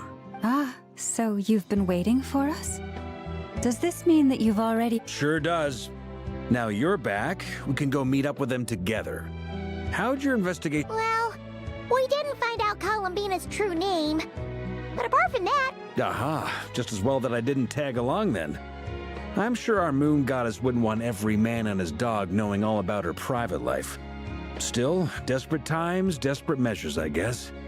Someone had to do it. So, Varka was waiting on us, but what about you two? Are you waiting for... Oh, no. We already met with her. We discussed that experiment I mentioned to you last time. Oh, and she also handed me this communication device. That's right. I understand she informed you about the relationship between the phantom phenomena and Tevat's borders, yes? She wants me to help her with some more experiments on that front. She said that she'll contact me through this device with more information. Ah, I see. Following instructions and making observations. Pretty common research method. Wait, then who exactly are you meeting? Someone you know. Albedo's met him too. But I don't think Miss Lauma or the... Introductions are overrated. Especially in cases like this. It's you! So? It's not like the academia has prohibitions against going abroad. Also, I applied for leave. I've been writing to Hat Guy since obtaining a human form. I've already brought him up to speed on everything that's been going on in Nodcry. Hat Guy? Turns out, I actually have heard that name before. Oh? Then why did you react the same way I did? I only knew the name, not the fella. But since we're all here, let's do some introductions for what it's worth. I'm Varka, Grand Master of the Knights of Favonius. Lauma, Moon Chanter of the Frost Moon Scions. And I'm a Driosh from the Vahumana Darshan of the Sumero Academia. Hat Guy. Good to see you again, Mr. Guy. I believe we last saw each other on the boat ride here. Mind you, the only reason I came here... Who's that? The doctor. Also known... From the tone of your voice, it sounds like... I was reviewing our archives and noticed that a lot of information about him was missing. Left a bad taste in my mouth. Dottore, or Zondique, as he was then known, once studied at the Academia. So the... Last we heard, he was planning something. We actually heard that a few times before, even coming to Nocry. But we haven't seen a trace of him since we got here. He only appears when something interests him. For all we know, he might have left already. But the fact he did something here at all is worth noting. It'll fill a couple extra lines in his file. Why does it sound less like a file you're writing and more like a criminal record? Anyway, we were just about to meet 2 of the other Harbingers. Want to come along? You might learn a thing or two about him there. Sure. Even though they're Harbingers, well, they're old acquaintances of ours, so, you know, when you talk to them, try to be... The Frostmoon Scion's relations with the Fatui remain tense. Forgive me if I do not attend. In that case, Oh, we'll so para continue não pensar, assisting tem Miss 3 Alice with her bonecos aí. experiments. Good stuff. Três Everyone's bonecos. having a fruitful time. Durinha, o All dedo, right, we better get bucha. going. I'll lead the way.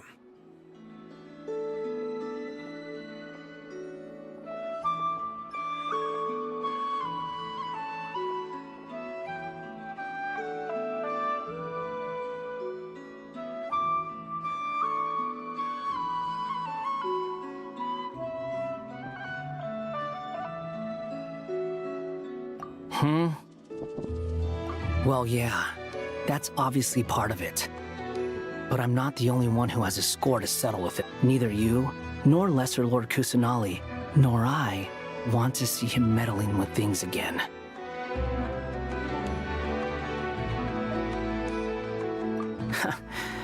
Don't worry. Pigeons always know which way home is.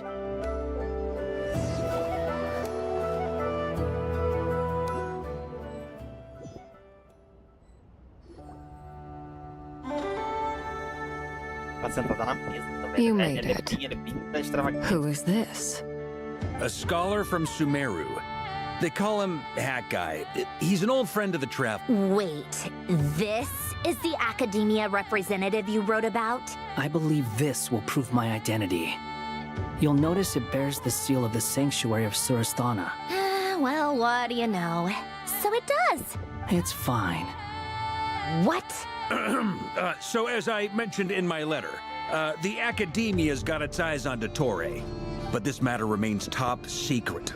Apart from those assisting in the investigation, the fewer people who know, the... If anyone asks, I'm here in Nodcry to pursue my personal academic interests. Gotta say, Varka, you did pretty well to keep all this under wraps for so long. Sounds like you got in touch with the Academia about this way back. you flatter me.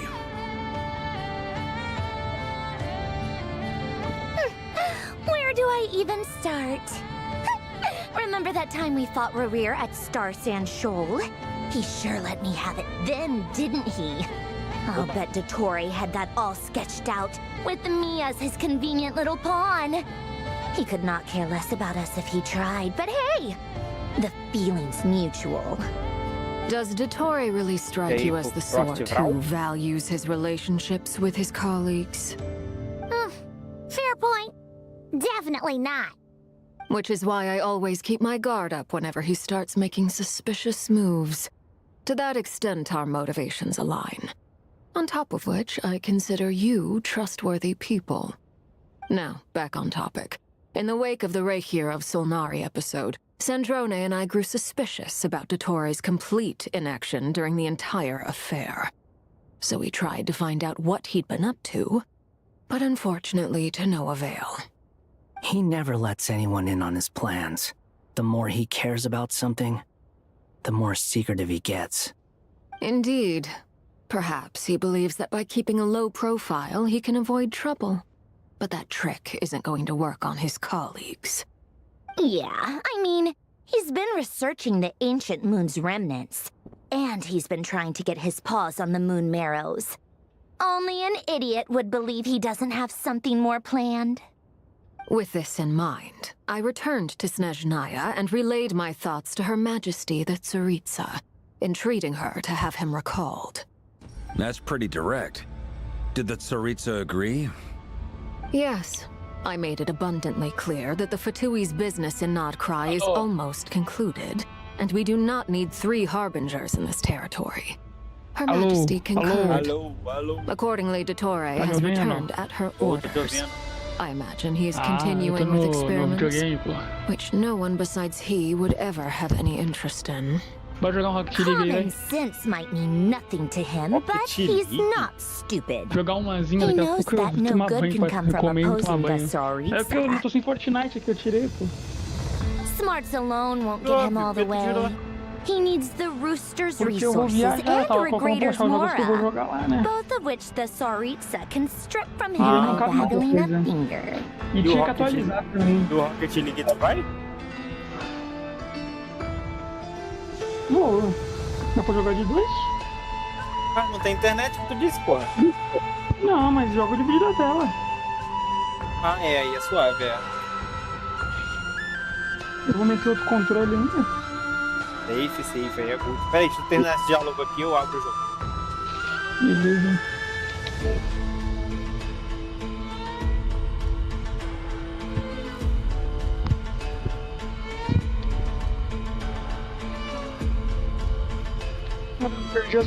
But doesn't he have a track record of publicly following orders while going against them in private? He probably has it down to a fine art by now. Wouldn't put it past him. We worked together on a research project once. Only briefly. But it was enough to show me that we're fundamental. He has no interest in doing things methodically, stage by stage. His thoughts jump all over the place, and the moment his curiosity is satisfied, or he gets the only similarity we share is that once we set our minds on doing something, we will see it. Oh, we definitely saw some of that in your battle with Rerir. You got so competitive. Then I believe we all concur. Dottore will not simply give up. Fantastic. Now this is turning into a whole day of unpleasant memories. Ugh. Are you talking about the moon marrow stuff? He also strikes me as the kind of person to disregard experimental regulations, ruin all the equipment, and go way over budget. Then leave the first person he can find to deal with the fallout. Exactly. This one time, he was running some high-temperature experiment and the substance exploded. But does he care? No. He orders his subordinates to open the device. That gas was poisonous. If I hadn't been, and after all that, he left while I was still cleaning up after his mess. What a waste of time. You've been bottling that up. Hat guy, I must say, you seem awfully familiar with internal Fatui affairs. Thank you, Lady Harbingers, for providing such valuable information. You're welcome to join if you want. Oh. Just when Paimon thought he'd finally mellowed out. He makes quite the impression. I'll say. I've met tons of headstrong people, but not many of them would join me in bad-mouthing Dottore. Anyway, back to the main agenda. Barca, you said that Columbina has gone missing? Or rather, disappeared. Yeah. We're working on building a connection between her and this world. The simplest... I've actually asked her that question before, but she said she didn't know. Considering our As far as I recall, she was never dispatched by Her Majesty to claim a gnosis, or that Tsaritsa's plans had long contained a I always thought that was weird. What could she do that the rest of us couldn't? Knowing what we do now, it's probably something related to Kavaki, right? More than likely.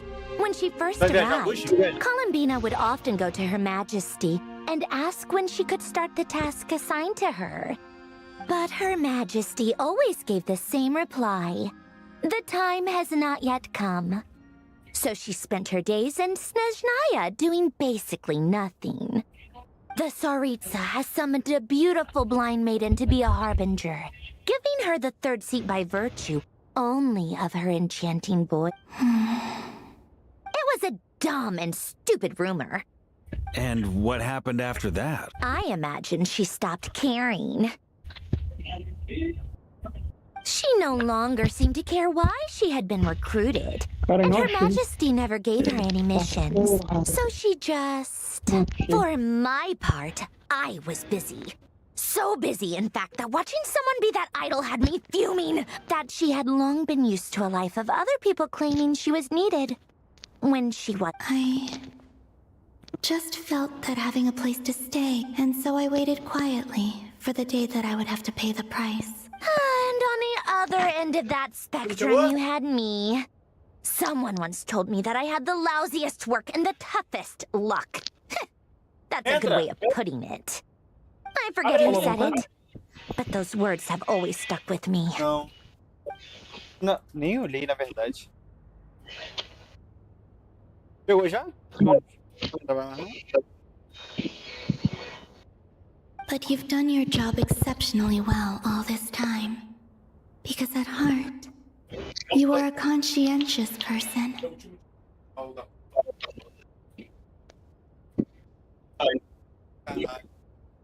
Vai sobrar comida pra caralho. What is it? Something come to mind? Meu pai vai trazer marmita, com certeza. A Luísa.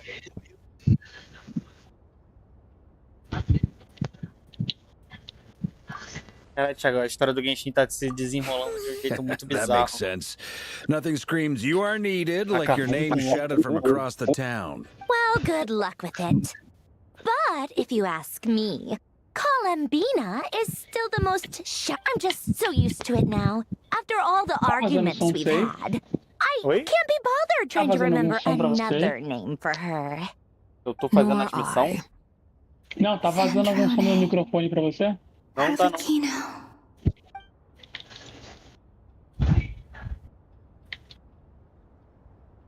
Ai, eu ainda tô onde eu tive que falar. Cara, does that mean Nicole has news for us? Ladies, I thank you for your hospitality. If the chance... I'm sure it will. You can make your own way out. Heck, you've been here enough times, you probably know your way around better than I do. Okay, time to do what adventurers Você sabia do que o best. céu do Genshin é falso? Silly! O céu do Genshin não é verdadeiro. Esse céu é feito pra encobrir a desgraça que tem em volta. Fácil. Planeta. Here you are. Uma coisa boa. Oh, that O guy. diálogo não acaba muito, não acaba How come you're nunca. back so soon? Fine. How about you? We've tried. Abyssal monster. Every time I see it, I can't help but think. Is this what it was like in Mondstadt when Dragonspine Durin attacked? And if I fail in the task I've been given, will I create yet another tragedy? That's just meaningless speculation.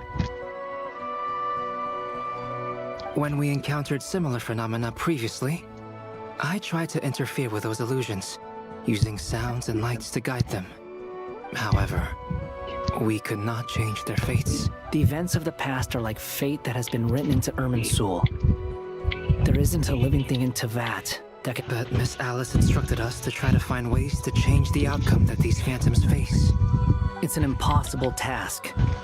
Can't you just refuse? Since she asked us to do this, I feel like it can't truly be impossible. Or if it is, well, mages can make the impossible possible. I could not have been born as Durin otherwise. But you also said that your past 39 attempts were fruitless. That's true. But you're still going. Yes. After this many futile attempts, surely you realize that you're not doing this because you still believe what some mage told you. It's because you want her hypothesis to come true. It's something you wish for deep inside. So, think for yourself about what you want to do. As long as you don't believe it's futile, it is... Yeah. previous experience indicates that we cannot touch the phantoms, which limits the effectiveness of our interventions. If we want to clear this hurdle, we need to break this rule somehow. Same thought here. Following the same rules means repeating. So you mean we need to figure out a way to make contact? Yes, and I suspect everything in Teyvat is logged in Irminsul. But the withering that once occurred in Sumeru was a sign that the Great World Tree was being corrupted. This corruption allowed things that should not have existed in Teyvat to appear. This is tantamount to rewriting reality to an extent. You're saying abyssal power might be able to affect those phantoms? No one's ever tried it before. If you're gonna try it, it'll take courage. And you have... Is anyone there? She's missing. I hear someone inside.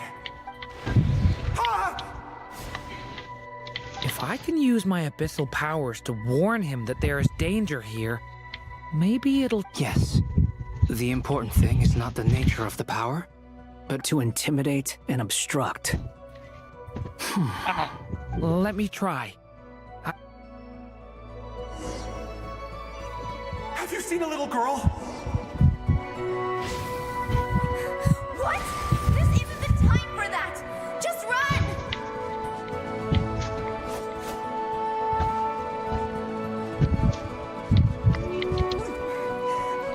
I hear someone inside. Spargana? Are you in there?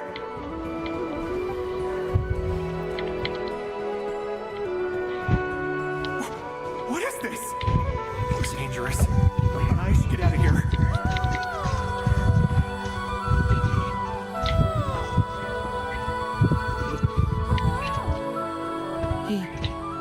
Don't celebrate too soon. Follow him. See...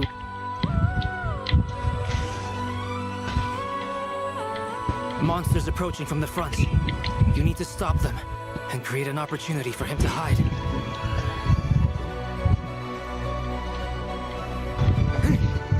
No! There's monsters ahead!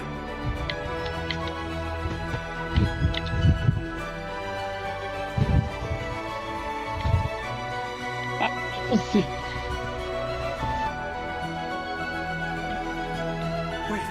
is that the barrier I saw earlier?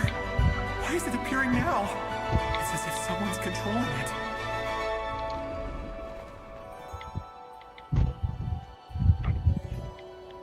The monsters are gone. Is it safe now?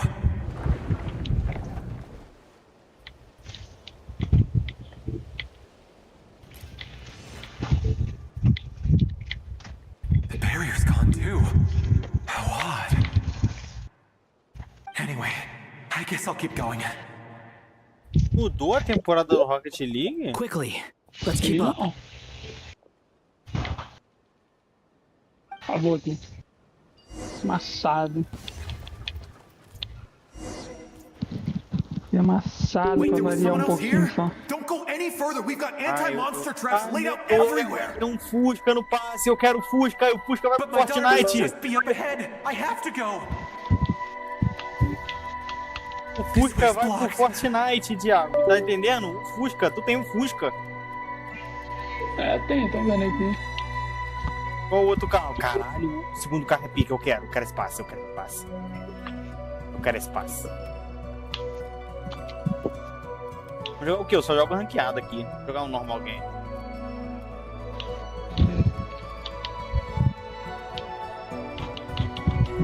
O pacote mudou também. O pacote de 1000 tá bonitinho. E vai pro Fortnite. Olha, eu tinha dinheiro pra comprar. Ou vida triste, ou vida que não vale a pena.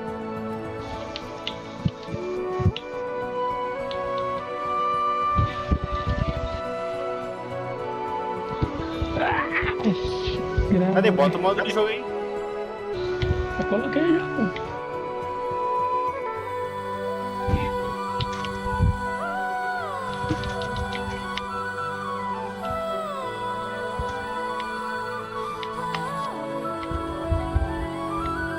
Não apareceu pra você não? Eu tô aqui esperando ela pra sala.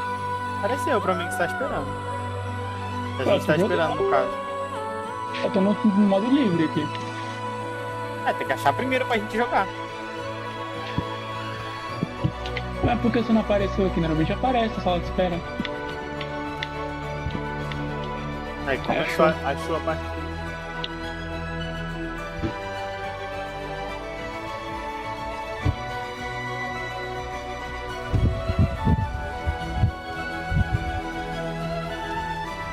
Caralho, 3. Hã? 3 pessoas. É 4? É de 4? É 4. Caralho, isso aqui vai ser uma putaria desfreada, tá? Nossa, 4 pessoas, eu fico muito bugado.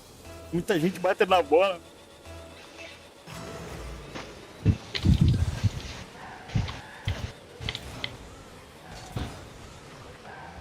E o campo é muito grande.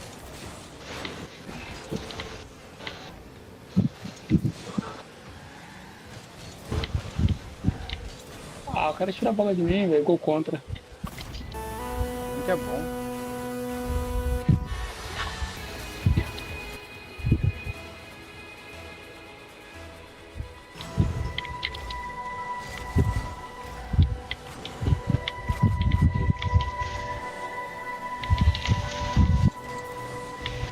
Tá ventando por aí, velho? Pra caramba. Aqui tá faltando energia em alguns lugares.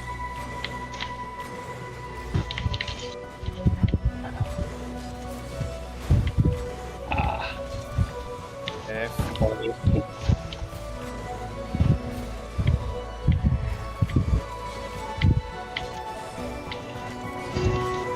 Errei. Bravo.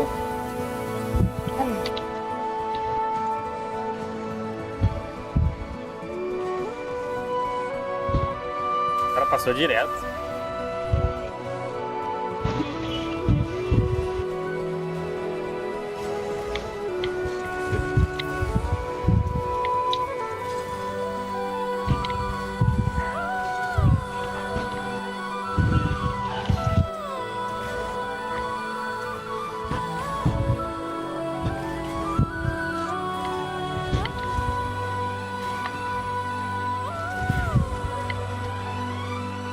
Gol.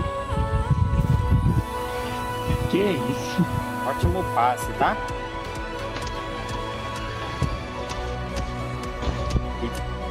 Passe de costa. Não sei se entende, né? Claro. Que envolva porra traseira na bola é comigo.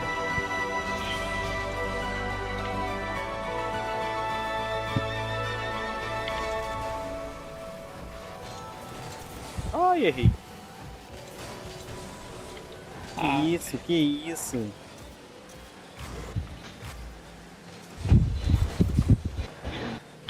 Só não que é meu, ó. Lá, ó. Errei. Tomamos. Não tomamos. Tomamos. Não Não tomamos. tomamos. Tirei. Ai, que lindo. Tirei na bicicleta. Eu tirei o gol. Eu percebi. Ah, eu tirei o pro gol, aí não, pô. Ó. Ó. Eu sempre erro os pulos, velho. Por isso que eu não aprendo a jogar essa merda. Eu não pulo, eu não sei pular, eu não pulo. E eu jogo bem. Eu não sei pular. Eu vou pelas paredes. É, eu tenho que dar bola toda a área, velho. Foda. Ah, mas isso é costume, tá? Eu errava também no começo. Depois que eu fiquei cracudo, eu nunca mais errei. Mas é foda também, se você olhar meu emblemazinho, tá escrito desde 2016, né? Ah, mas é foda, eu jogo LOL desde 2016 também. É meu. Ah!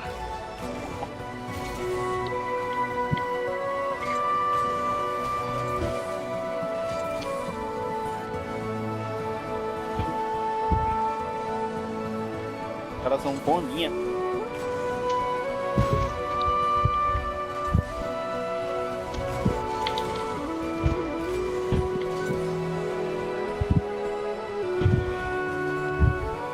É meu? Ah, um tiro do outro. Nossa, quase que foi gol de costa.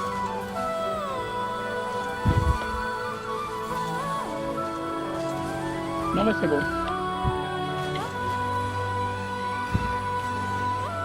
Cara, é muito bom em errar a bola nesse jogo, tá? Não se impressione com isso. Ah, normal. É muito fácil. Vai ter hora que você vai ver 3, 4 pessoas juntas.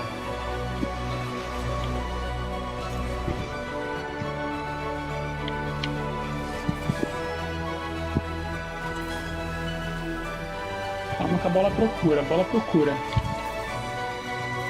Ela procura o craque.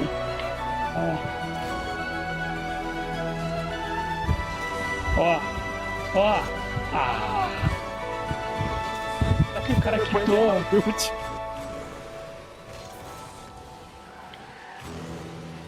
Cara, muito bom, mano. Tem 5 goleiros no gol.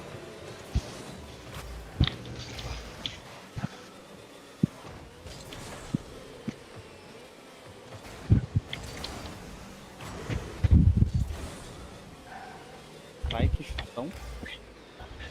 Vai, alguém cruza a bola ali pra mim que eu faço gol. Ai. Cadê tu lá pra pegar a bola? Não, cruzar errado.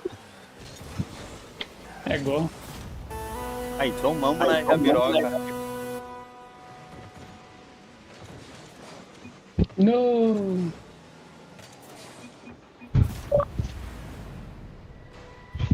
Conquista desbloqueada.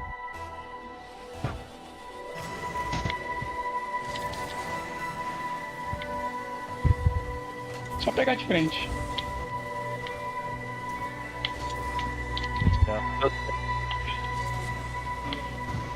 A bola procura, não se preocupe. Ela procura. Ah. Que tá o último.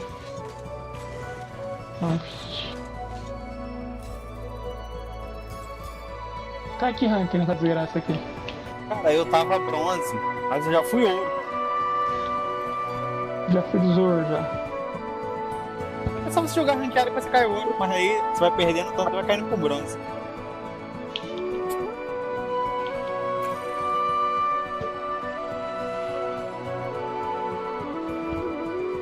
Procura do V2 que é melhor, acha mais rápido. Como é que cancela aquilo aqui? É no Y.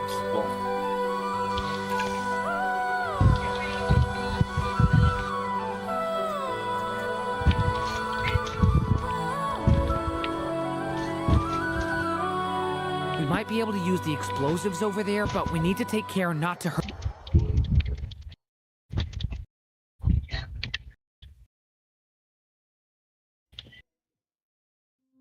Cara, já 40 já, velho.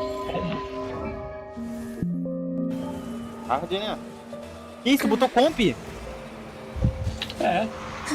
Coloca só colocar. Ah, é, tanto faz. Comp é a mesma coisa que o normal. Só muda que você ganha rank. E que os caras são bem tryhard. Mas com 2 pessoas... Quanto menos pessoas no campo, melhor pra tu manusear a bola. Ligado? 1v1 tu deve jogar igual um deus.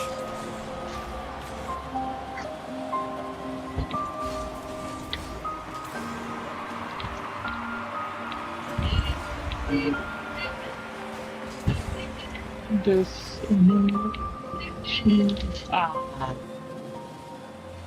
O cara tá voando. Eu fui burro, errei o nitro, era pra eu ter nitro. Não, lá, eu fui pegar o cara que tava voando. Ah, mas aí sempre tem desses malucos. É duplinha fechada lá. Bom é quando eles erram. Que isso? Quando eles erram isso, eles tomam gol na hora.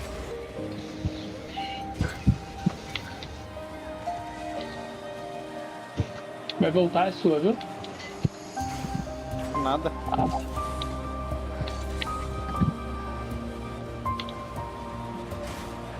Aqui. Eu vou chegando. Vindo pra mim. Nossa senhora. Que isso, cara. Tá aqui, rank bronze mesmo? Os caras tão bem coordenados. São bronze. Cara, Luísa, já chegou?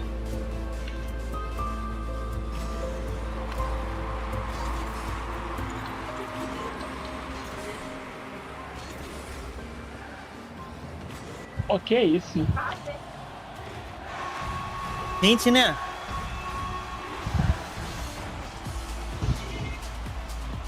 Abri as janelas, tava chovendo agora há pouco.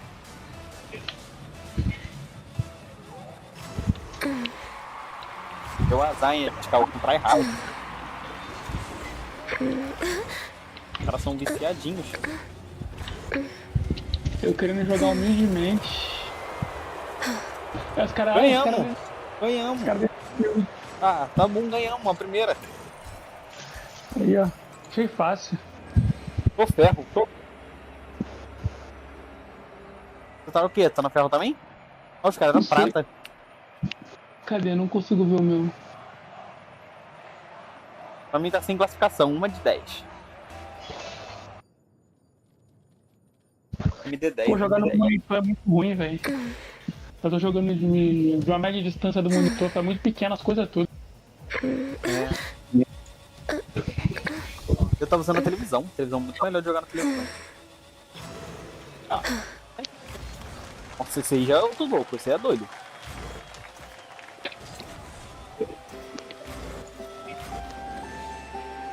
Nossa, tá escorregando meu controle. Minha mão tá suada. A minha também. Só tava baixando o jogo pra testar, só. Calor dos infernos. Fui rolado pela bola, valeu, valeu. E agora? Agora foi. Nossa. Mas aí foi erro nosso. Quando a câmera vai pra cima, eu já não consigo ver mais nada, né? Por que tu não... Ah, tu tá com a bola pra seguir, com a bola pra seguir na câmera, né? Seguir a bola com a câmera.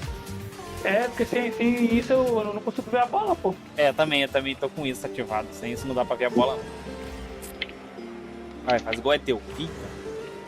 Ele pula. É. Fala. Calma aí, já vou fechar a live aqui já. Calma aí também, né? Ah. Tá pelado na live.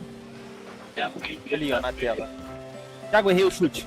Ah, não, agora era nosso, né? Ainda bem que eu errei. Também. Calma aí, o gol tá na perna do gol. A gente vai tomar gol. Calma, calma. Me dá beijo, me dá beijo. Cadê meu beijo? Me dá beijo, cadê beijo?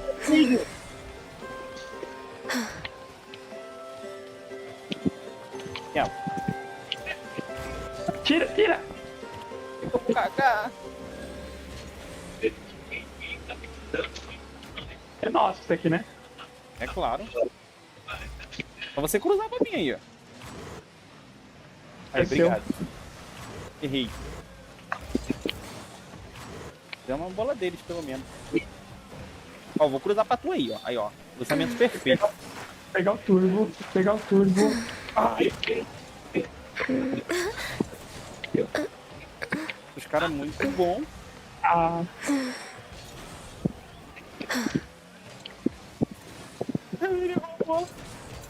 Meu!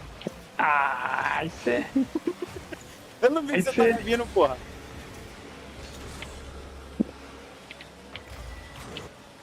Defende lá. Defende lá, tu joga a bola no meio. Defenda.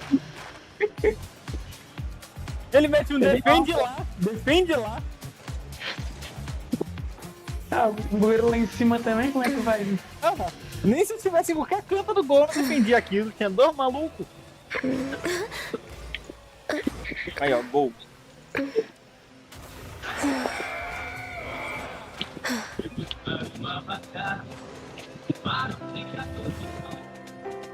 Esse cara tá... O cara tá brincando.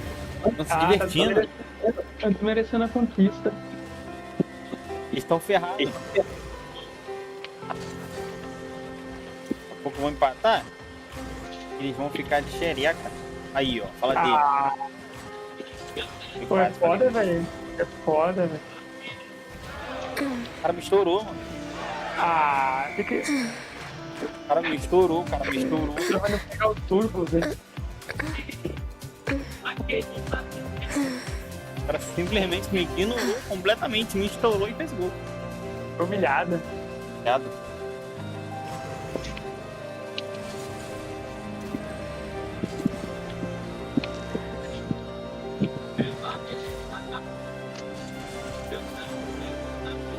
Viu?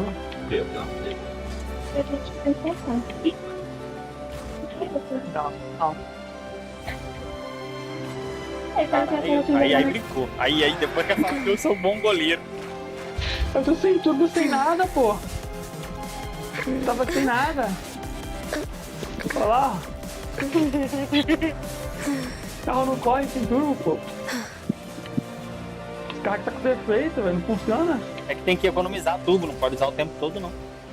Ah, não vi que o cara tinha ficado parado.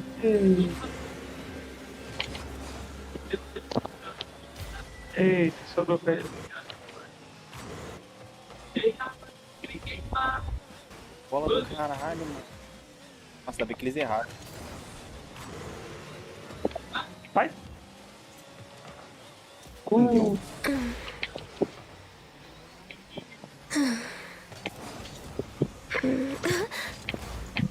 Ah, credo. Ah, bateu neles, velho. Eu tava indo na bola reta. Ah, o maluco veio igual um gato. Nem sei de onde ele veio.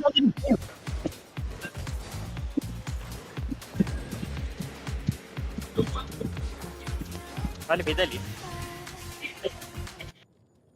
Ah, tá equilibrado, pô. Uma hora eles batem, outra hora eles apanham. Exatamente. Ah, tava atrás. Ai. Ai. Ai, é meu. É meu. É meu. Deu. Agora é teu aí, ó. Quer deixar de ir? É louco. Tô sem turbo. Ah, você tirou de mim, velho.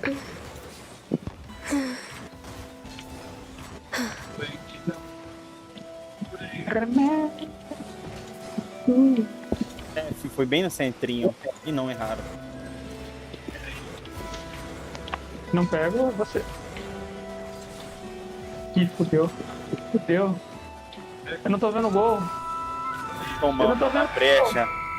A câmera foi pra cima, não vi mais nada. É, tava muito alta a bola. Olha lá pro paladinho do gol. Quando foi assim, se distancia da bola, sempre fica longe da bola. Não, mas ela tava voltando, pô.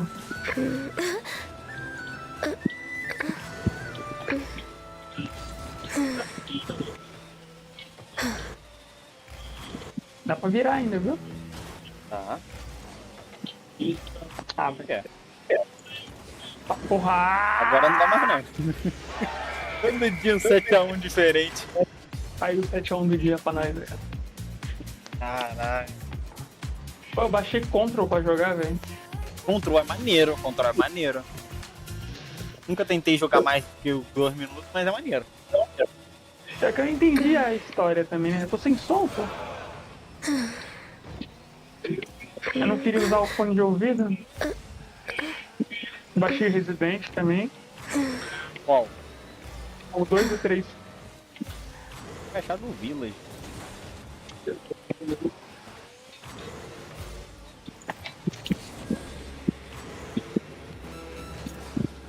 Que isso? Passo. Eita porra!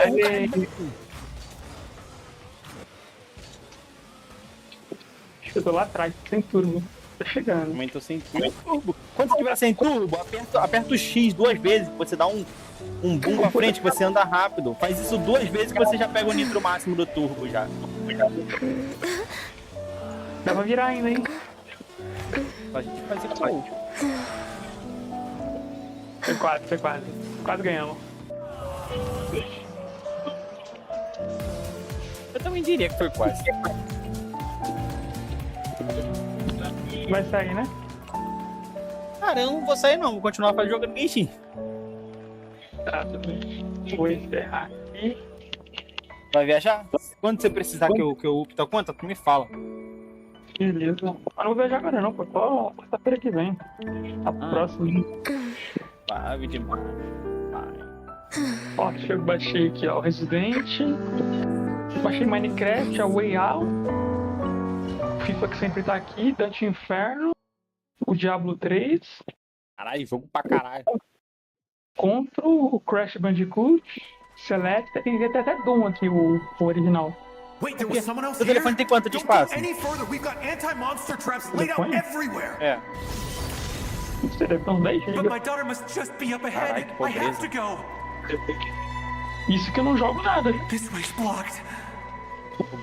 As pilhas do seu controle estão fracas.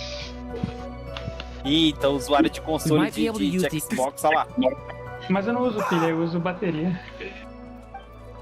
Ou seja, a bateria tá descarregando. Eu uso um DualShock e ele descarrega uma vez a cada 3 anos. É, tá suave. Cara, eu jogo com ele lá da cama, já tô jogando há uns 3 dias já e a bateria não saiu do 100%.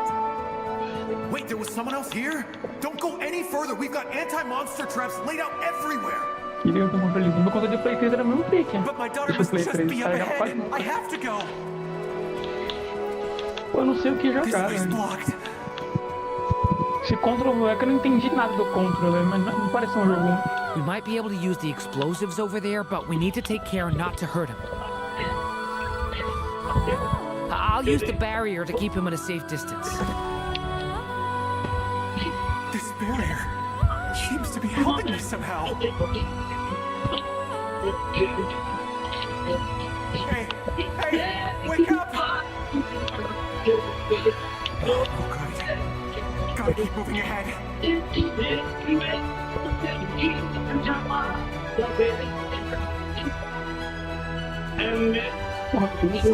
Betty! Fazendo o OBS streamando. There's still a chance, Durin. Use the traps. Da Epic. Mó vacilo, Isso aí, um ótimo streamer, hein, cara? Mó mancada.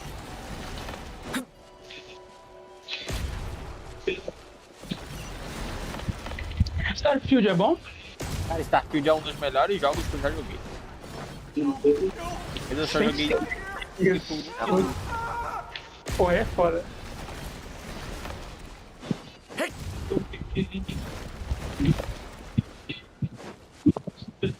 Mas eu joguei porque meu PC tava bugado. This is a new development. I've never seen this happen before.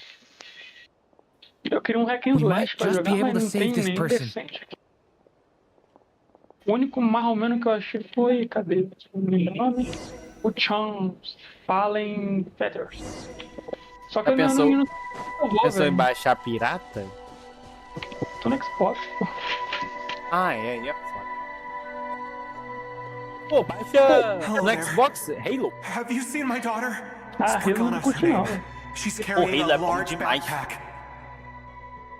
Get out while you still can, you fool. But I can't just... Okay, if I do find her... Don't bother. What's that noise? Huh? Só pra jogos, não pra games. No, if he goes inside, he'll be walking into a trap. Let's try this once more. This Os jogos time que we parecem have bom to aqui é stop him. 120 e pouco, jogando com 300 fácil não, pô. Eu não tenho um HD externo. Acho que eu vou fechar essa live, eu não aguento mais ficar live. Você tá em live doente. Tô em live em Double Platforms. How will I know where Spargana's gone like this? You know what?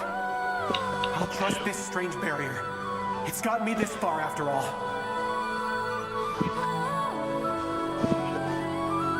What? Nessa hora eu sinto falta dos PlayStation, né?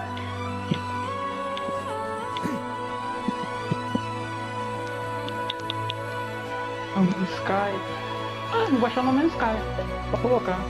É, No Man's Sky é maneiro. No Man's Sky é muito bom. Nossa, dá pra gente jogar No Man's Sky co-op. Tu tem No Man's Sky? Tá no Game Pass. Ah, tu tem Game Pass. Cara, você tem Game Pass? Baixa o Sifu aí, caralho. Baixar o quê? Sifu. Agora. É o Sifu, pô. O Sifu deu de graça na época esses dias. Huh? That looks like one of my daughter's books. Thank you. Yes, it's Cara, eu one tô of com hers for saudade sure. da minha namorada. Durin, just like last time. Então vai lá Faz mó ver tempo ela. que eu Use não vejo ela. explosives. Alguns minutos, né? Tô doido pra ir abraçar ela. Não vai, porra. Oh. Não dá, mano. Não dá. Tô fazendo live, tá ligado? Vou fechar o caralho da live.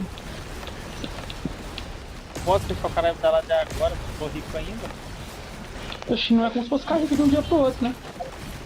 Posso ficar rico um dia, na verdade. Então. É a esperança, né? Mas não é certeza. It won't work. There's not enough left. If he makes, but then This... It might not be the only one. Better he misses that clue. I guess Vou so. sair aqui, viu? Valeu. Vou comer e vou tomar banho aqui na rápida. Pra ele ouvir Stop o- him, Durin. We can't let him get any further in. That's my daughter's book!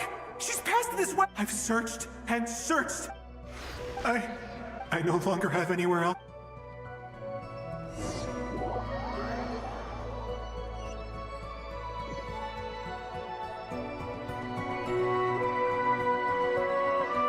I'm sorry. He refuses to go anywhere else.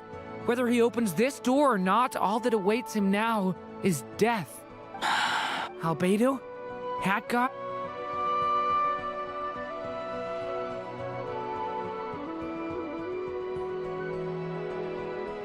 Why am I here? What's going on? All these scenes running through my head. Huh? What? His reactions have changed. How many times have I... Huh? You can see... I feel like I always could, but that I only just realized you were there. I'm sorry, I don't know how to describe what I'm feeling, but you were the ones guiding me using that marked berry. I haven't done anything yet, but those monsters, those deaths, they feel like memories. Like I won't find my daughter. In fact, I'll ultimately die trying to find her. Isn't that right? Well, no, it isn't. Yes, it is. Even so, we're trying to find a way out of this. You've not seen my daughter either, have you? It seems she really isn't here. I'm sorry. I'm just tired. Maybe this is dust. How long do I have left? Experience says 15 to 20 minutes.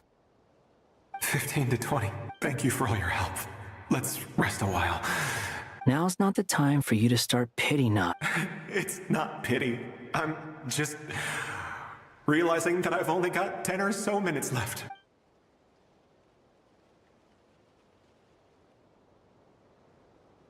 You say you're from Mondstadt, yes? A place with windmills, where people enjoy and you're from Sumeru, where they've built an academy into a giant tree? Yes. It seems you've never heard of either place. Those names are unknown to me, I'm afraid, yes. I have, but I heard that it was... I see.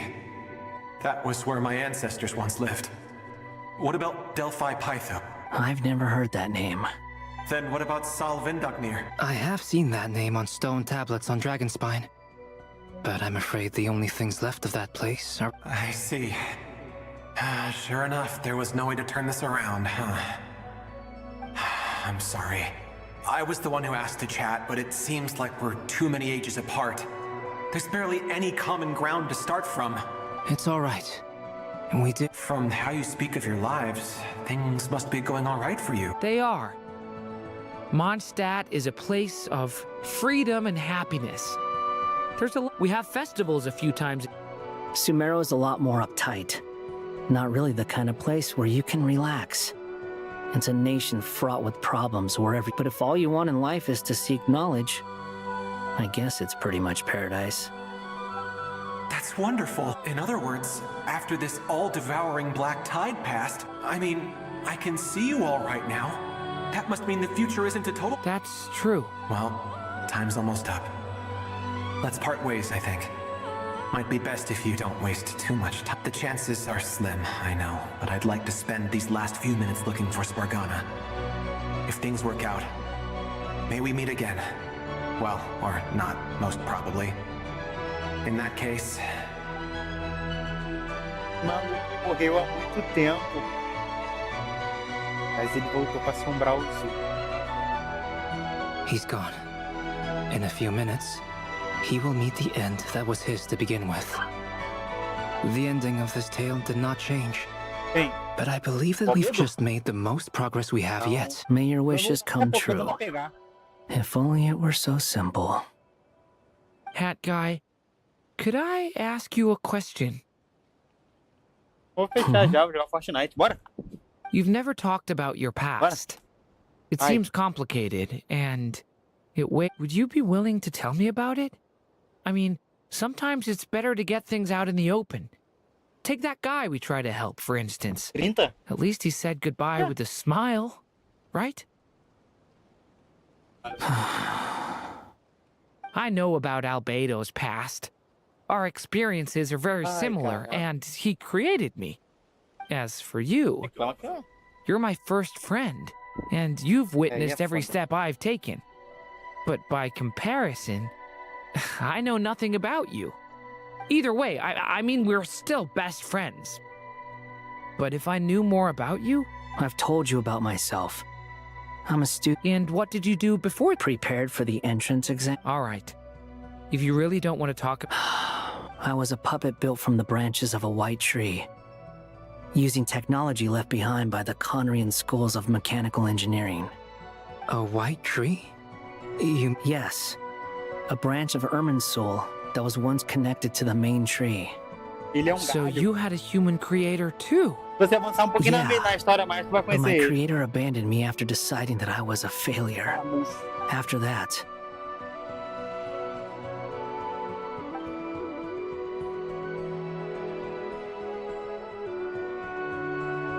Durin, resisting the influence of the abyss, suppressing the urge to destroy, trying to do the right thing. None of these things are easy. Eu consigo But fazer no matter how duas hard they plataformas, are, pegar 180 trying FPS to no rewrite Fortnite past de boa. wrongs is far harder. You asked me if you would create a new tragedy if you failed. I told you there was no point speculating about that. But the real answer is, Aqui ainda tem memória yes, sobrando.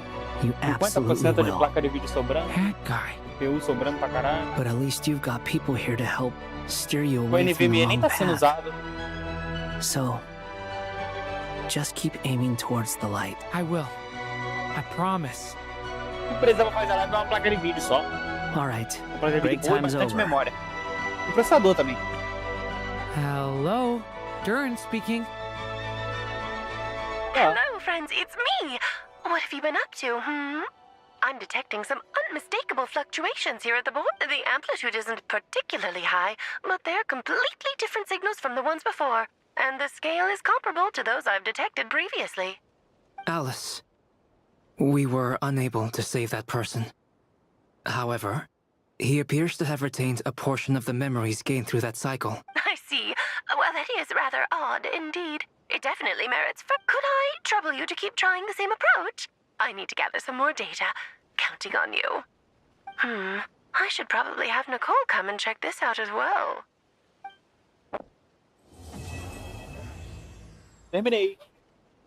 Toma. Minha missão. Agora eles devem continuar direto pra outra. Agora é a última missão. O ato 6? É o ato 6 agora. É o There ato you 6. are. Luna I 3. was worried A you Nicole might já tá stop até to aqui, ó. collect treasure chests opened by Agora the vai ceiling escaralhar along the totalmente way. escaralhado. It would have taken you so much longer to get here. Another conversation. I am delighted to see that you understand what takes priority, and that your adventurer's instinct has not swayed your resolve. Okay, I'll try and keep it short. My senses are telling me that this is where we shall find the... Oh, cool! Patience. Oh! Like the place that housed the Eternal Moon's marrow? Okay, so what's the plan? All right then. I was planning to start with some background on the invention of the... Remember what you were saying about priority? Fine. Simply put, we need 3 human representatives to successfully undergo a Think of it as a test from the 3 moon goddesses to see if the entrants are qualified, with the most recognizable... Pretty sure Lauma would ace that test. Oh, wait. I also have no doubt that the moon chanter would be qualified. But therefore, the most feasible method is not so much to follow the rules, but to figure out how the test... I've done some research, and it turns out the mechanism is rather crude. We'll simply need humans to stand before it who have sufficient Kuvaki energy within them. I'm with you so far. How do we get the Kuvaki in them? The easiest way would be transfusion. take some Kuvaki from Nodcry's soil. So we're going to... Precisely. There are other methods, but this is the simplest... Huh? Sorry? Does the idea... No, that's not it. Oh, what is it? It's about Moon Prayer Night. I figured out a way for Kuthar to join in the festivities.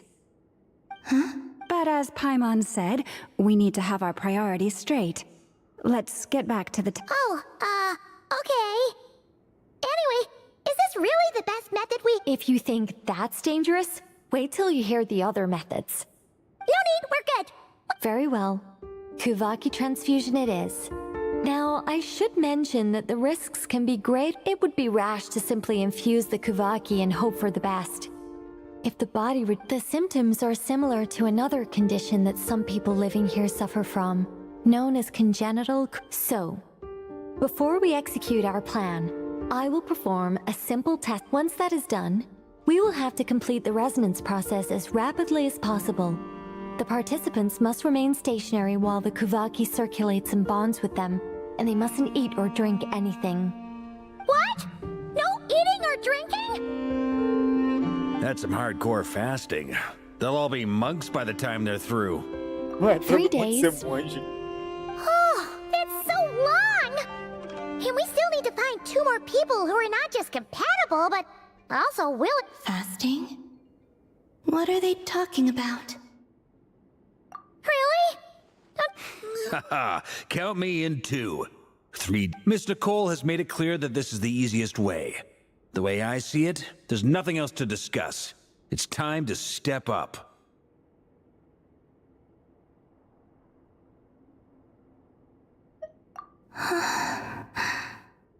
Yeah, you're right. In that case, Paimon volunteers to be Captain of Logistics. She'll keep the fires lit and grab some spare clothes to keep you comfortable. Then we'll start with you first, Traveler. Please step forward.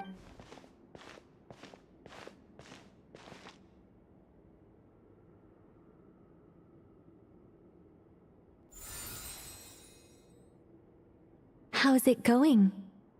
Do you feel anything? How about now? And now? Ah. What about now? You guys, is that... All right, I'm officially impressed. Even as a descender, you can withstand far more than I imagined. It's like I summoned a giant stone titan to arm wrestle you, and your arm hasn't even moved an inch. In my last attempt, I infused 5 times the amount of Kuvaki required. Yes, safe to say, compatibility won't be an issue for you. You're next, Mr. Varka. Sure, you're... All right, I'll start where we left off. 5 times the required Kuvaki dose. Whoa, whoa, whoa, hey, wait a... No, not great. I kind of want to puke. Feels like I've been drinking too much. A few bottles of wine, then a big stein of Dark Horse. Some hard liquor from Liyue mixed in. You think this is funny? I just lost to a young lady in an arm wrestling contest. My apologies. I'll lower the Oh. How's it going now? I'm not as dizzy as last time, but I can still feel it pulsing or... In that case, you wouldn't be an ideal choice, Mr. Varka. Okay. Let's go ask some of our other...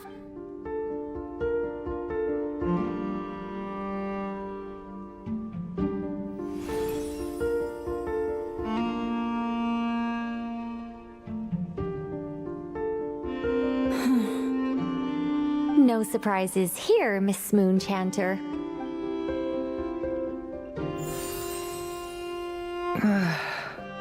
I'm getting a slight headache. Shame. You were so close. Whoa! time itching all... Allergic reaction. Huh? Well, The Hexen Circle is an organization that cares for and protects children. Caralho, testaram da Ainon. Pô, você é minha pra Something the matter? The candidates have to be human. I guess that rules me out. Huh. Everyone except the Moonshander got beaten. Guess I don't need to feel so bad after all. I mean, looks like this isn't gonna be as easy as we thought. Ele falou, acho que isso também me foi. O Flynn não é humano. I guess that rules.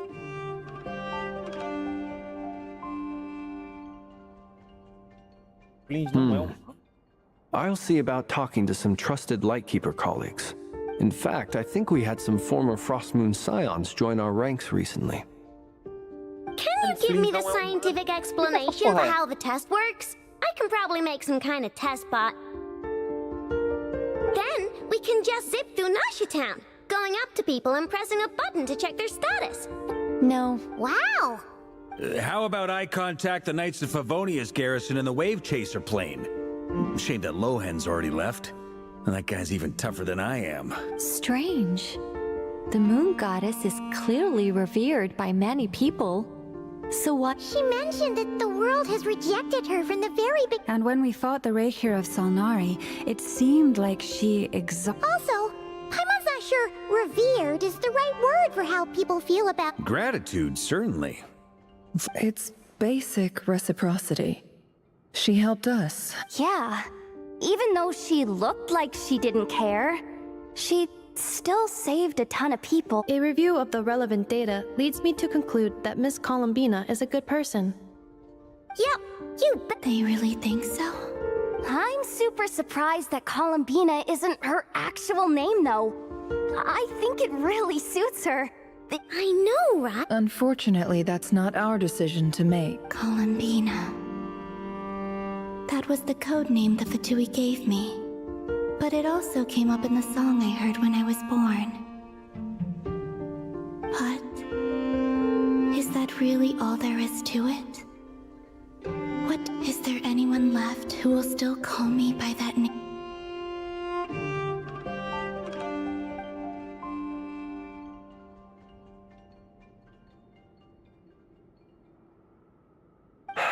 Moon Prayer Night is getting closer by the day.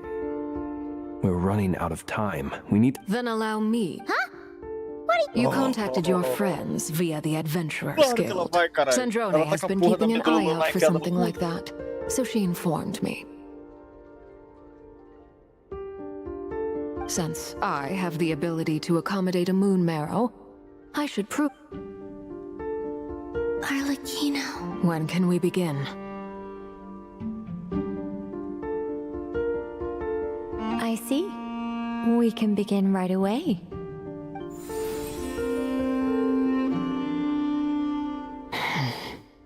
How was it? Not at all. Then it seems we shan't need to look for additional candidates after all. Great! Nossa. Não. Cool. All right, like Paimon said, the rest of us can take turns making sure the three of them stay warm and comfy. Then, my job is to take care of the caretakers. I will ensure everyone receives food and a I'm ready as...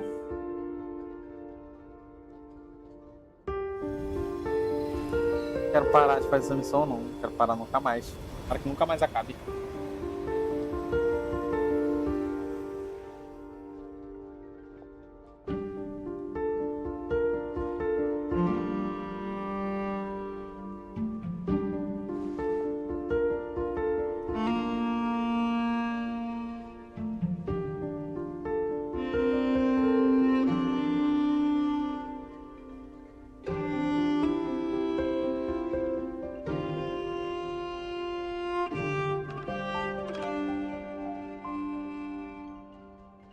Porra, 3 dias sem comer e sem beber nada.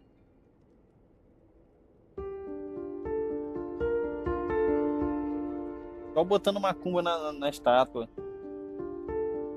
É bom. The work is done. The sacred scroll shut. The stars grow dim, the people silent.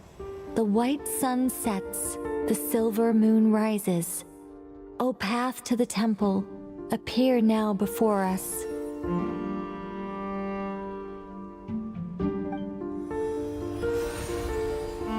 Wow! So that's what all this is about.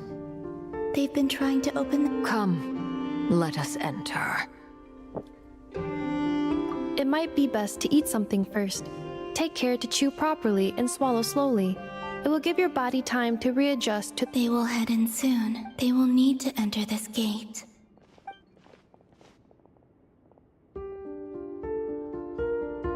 Huh? I cannot pass through. It has been 3 days. MAIS, can I really hold on until moon prayer?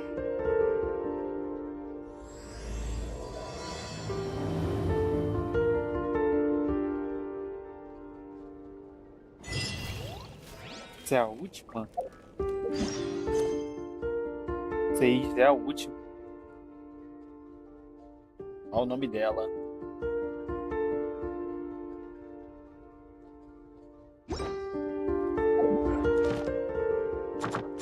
Bom, amanhã eu faço, é. Eu sei que ainda tem um prólogo ainda pra fazer.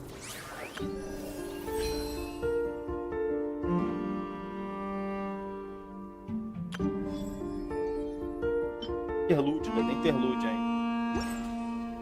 Should we really be up Posso ficar this pensando. early?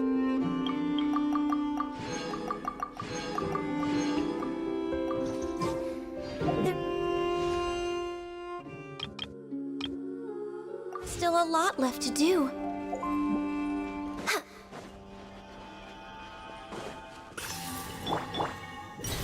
Shower me with praise!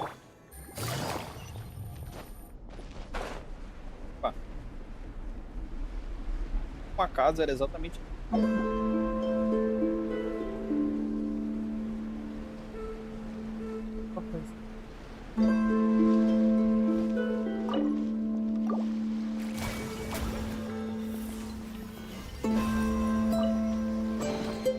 A chest full of valuables and a trove of potential clues. Caralho, 80 de coisa que dá agora que. Quero pegar o duro.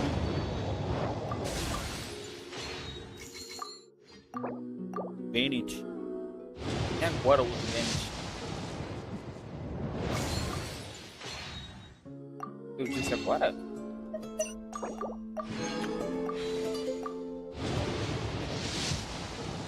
Olha aí, Benetão 6.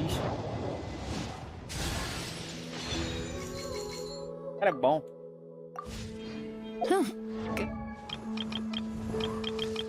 Faço ele aqui porque aqui não ladra. Não... Pô, será que eu ativo essa dele mesmo? Será que não tira? Ah, não uso coisa com ele? Não tenho ela. Pô, dá pra fazer vários bagulho com essa 6 dele, cara.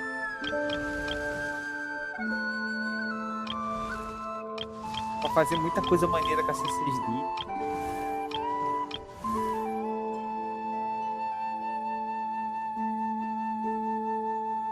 Caralho, imagina uma Gun e um Pyro. Vou meter a Gun e um Pyro, foda-se.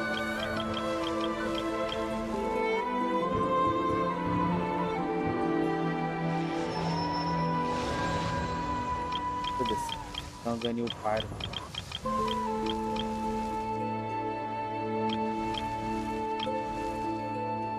Roll. All right. Maybe I'll take one more day off and knock out the rest of the work once I'm feeling up to it.